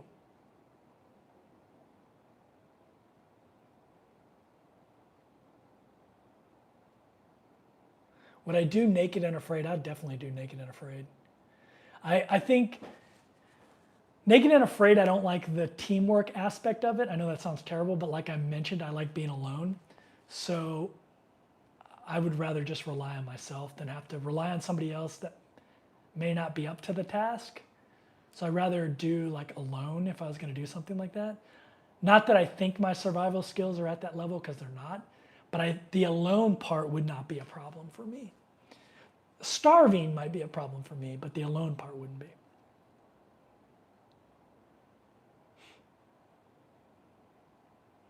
Kevin, I feel a lot of guys who did get married and have kids feel trapped. I mean, a lot of women probably feel that way too, and would love to be in your position, to be free to travel. Why do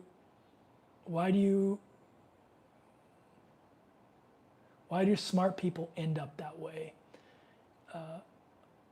Yeah, I mean, it's an interesting question. I mean, a lot of it's societal. Like, I got married and was going to have kids when I was young in my 20s because I thought that's what you're supposed to do. And like when I look back on it now, I realize that that's why I got married. Was I just thought, okay, that's what you do. Like, you get married, you pump out a couple kids, you buy a house with a white picket fence, you work till you're 65, and then you retire in Florida in a condo and go golf and fish all the time. Like, none of those things interest me now. Although I wouldn't mind having a condo in Florida, like right by the cruise port in Fort Lauderdale. That'd be amazing. I'd love to have that. But yeah, it is interesting, and there's nothing wrong with it, like if that's what you desire to do, but it's just not something that I desire anymore. You should start a TV show called Isolation. They had one like that. But that was a little different. Like, you were stuck in a room, and that might drive me crazy. Like, being stuck in a room. Like, at least in Alone, I'm outdoors. I can be by a nice lake. I wouldn't want to be stuck in a room.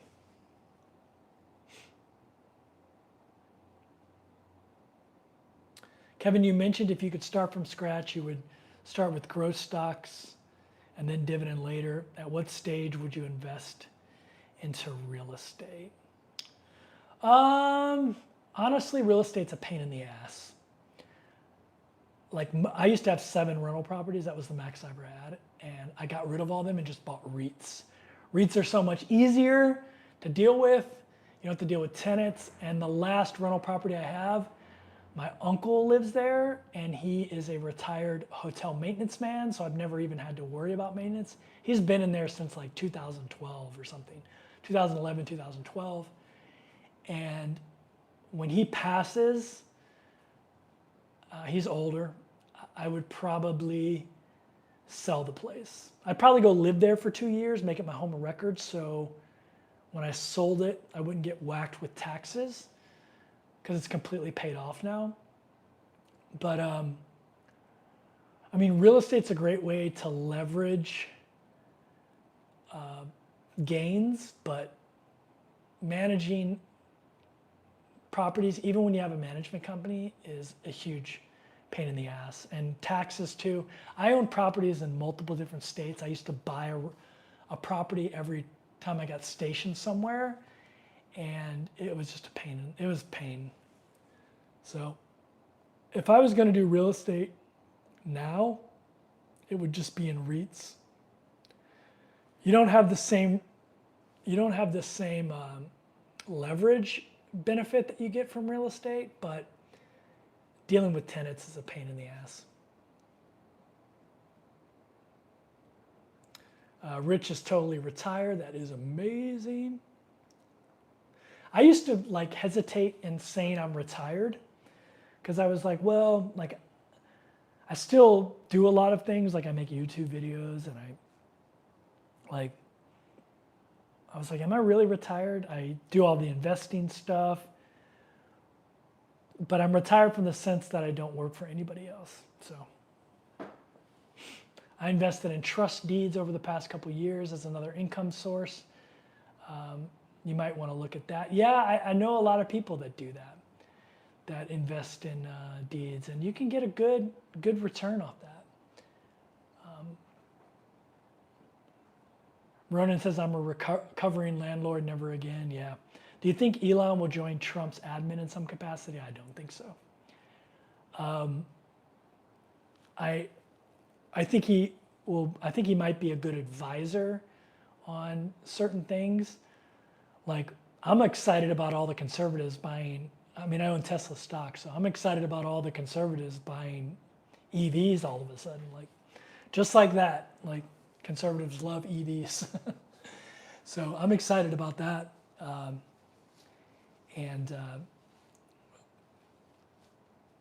think he'll give good advice on certain things. I mean, obviously, he's picked up the mantle with space travel when NASA kind of dropped the ball over the years. So that's like a positive that I think he could help out with. I think energy storage also. So there are some things I think he'd be really good at helping out giving advice to the administration on. Yeah.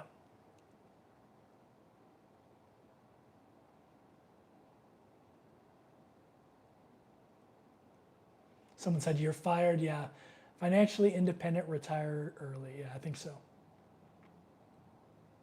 Do you have a laptop also? I used to, but the only reason I had a laptop was because I needed it to edit YouTube videos. But then iPad came out with the software, the editing software I like for iPad, Final Cut Pro. And so I just switched to an iPad, but I have the keyboard to it, like right here. Here you'll see that's so I can look at the chat. But yeah, I love this thing. I mean, obviously it comes off here, off the keyboard. But yeah, I love the iPad. So I don't really need it. I have the high-end iPad Pro, not the brand new one, but the last one with the M2 chip. I think the new one has the M3 chip.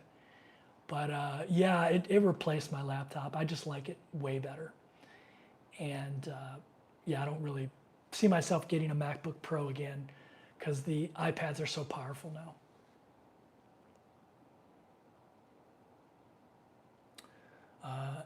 Elon and Trump will lash, their ego will clash.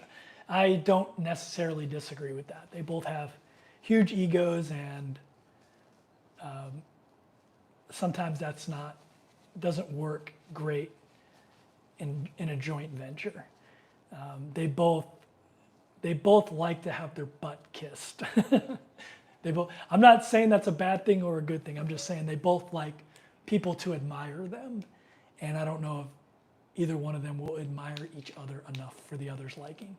And at some point they'll disagree on things. I mean, there are things that Elon believes in that Trump is a little skeptical of, like climate change and like the future of electric vehicles and like the role of the government in space travel and things like that. So yeah, but I mean, maybe they can find common ground on some things. Like there's some things that Elon is very good at. There's some things that he's really bad at too, but there's some things that he's really good at that Trump could leverage and make his administration better. So I don't like to talk about politics on here, but no matter who wins, I'm rooting for them because, I want America, the United States to do well. And yeah. Have I ever been to an Ichiran ramen restaurant in Japan? I have. It was great. I've been to multiple ones, by the way. Yeah, I love those ramen restaurants. So yeah, and I've been to that brand of them. But yeah. The ones in Japan though, the booths are private, but they're not closed off, if that makes sense. So happy Veterans Day, and also 29th birthday for the United States Marine Corps. Yeah, happy birthday to the Marine Corps. BGC or Bangkok, which one do you prefer? I love them both. If you had to make me pick right now, I would say BGC because it's so much more walkable. It's just, I love how walkable it is here, how livable and walkable it is.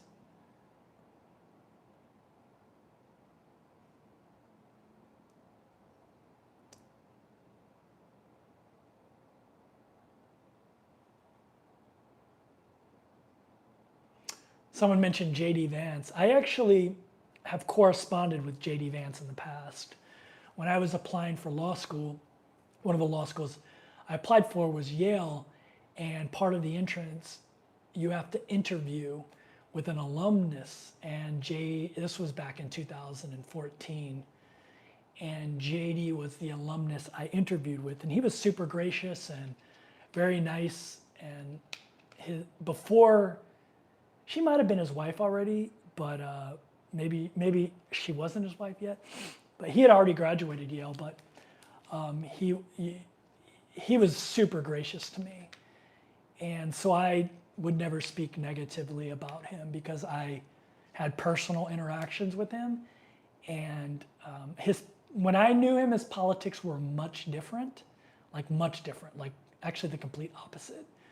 So I will say that about him. His politics have changed substantially. There's also a couple things I don't like about him, even on the other side now. He's very much a big supporter of the current FTC chairman, who I think is awful, also a Yale alum. But he really likes her, but I don't think Trump likes her, Nina Khan. She's terrible for businesses.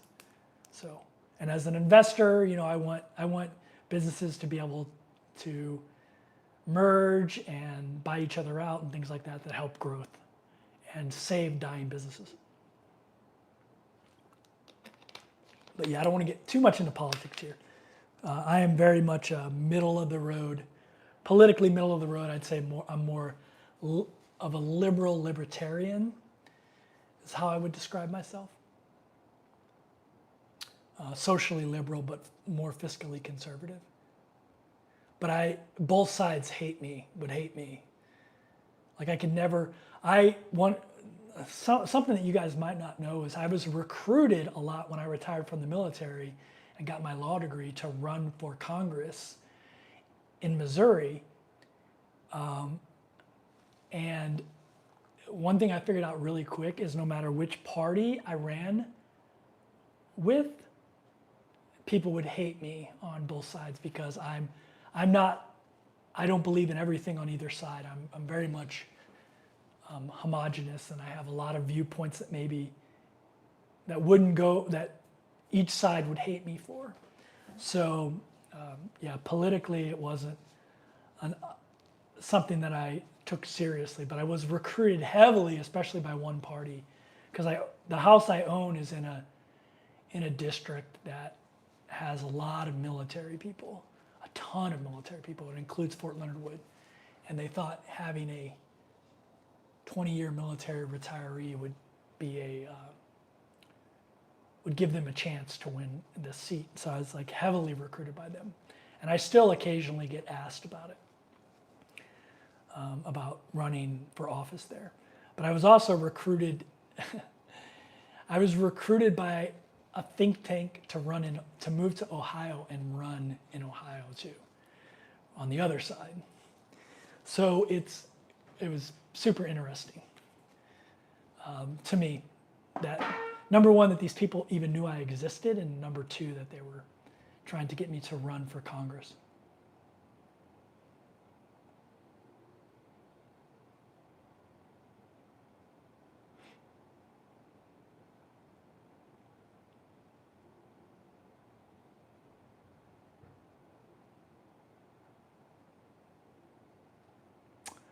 Mark says, I am totally retired, paid off all my debts.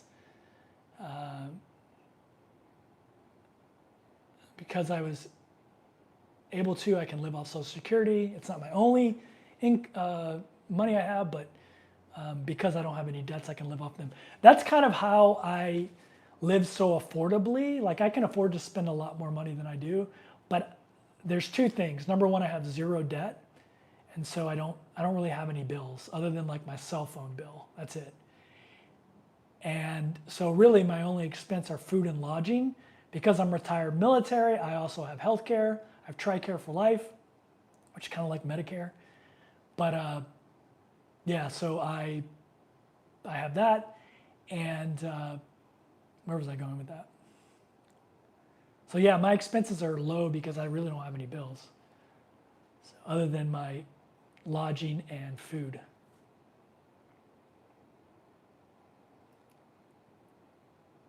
And like I said, I love investing. So all the rest of my money goes towards buying investments.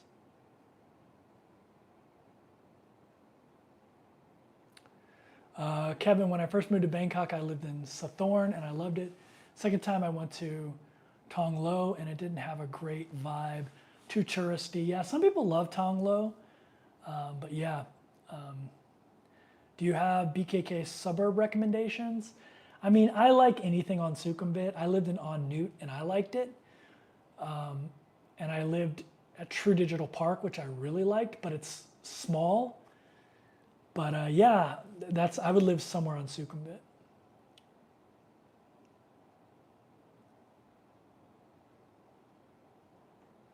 Mark says I'd retire in Vietnam over the Philippines if it wasn't for the language barrier. Yeah, I mean, that's a big part of it.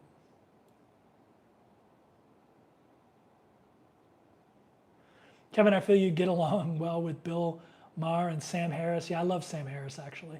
And Bill, I've been watching his show forever. My father was a huge Bill Maher fan. So I kind of like watched it after that.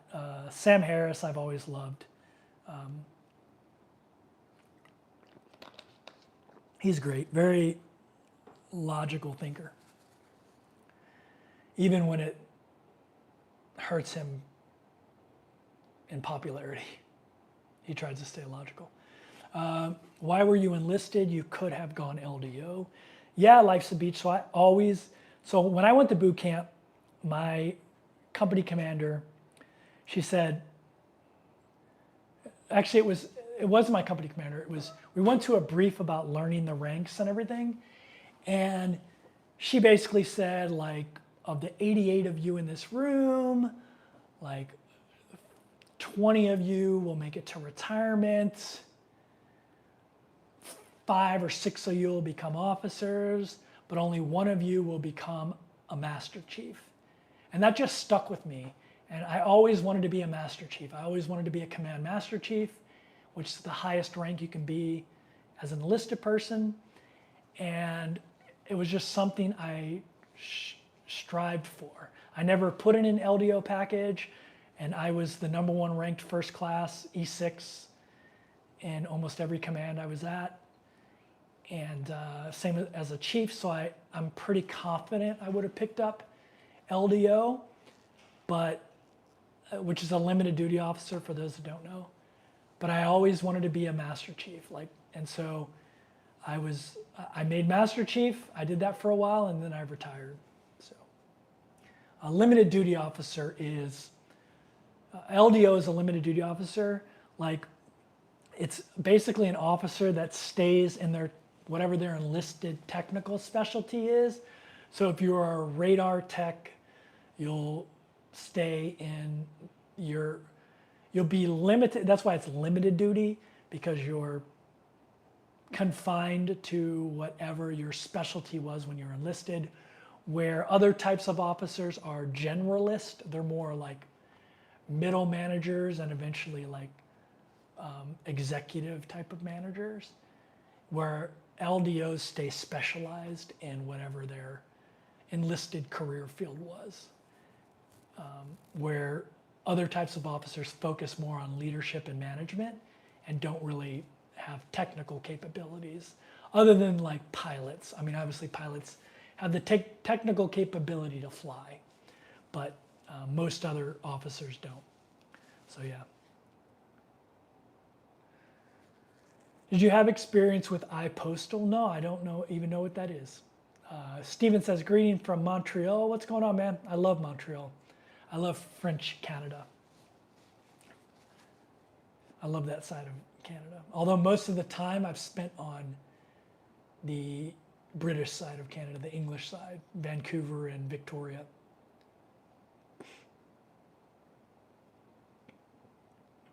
Okay, I'm all caught up and I'm starting to get hungry. My medicine I took is wearing off because I'm kind of sick. So I'm going to call it a live stream. Thank you everyone for showing up and hanging out with me today, dealing with my sore throat and all that stuff. I really appreciate it. And yeah, I'll see you at a minimum next week, maybe earlier if I put out a video this week, a vlog. So thanks for watching.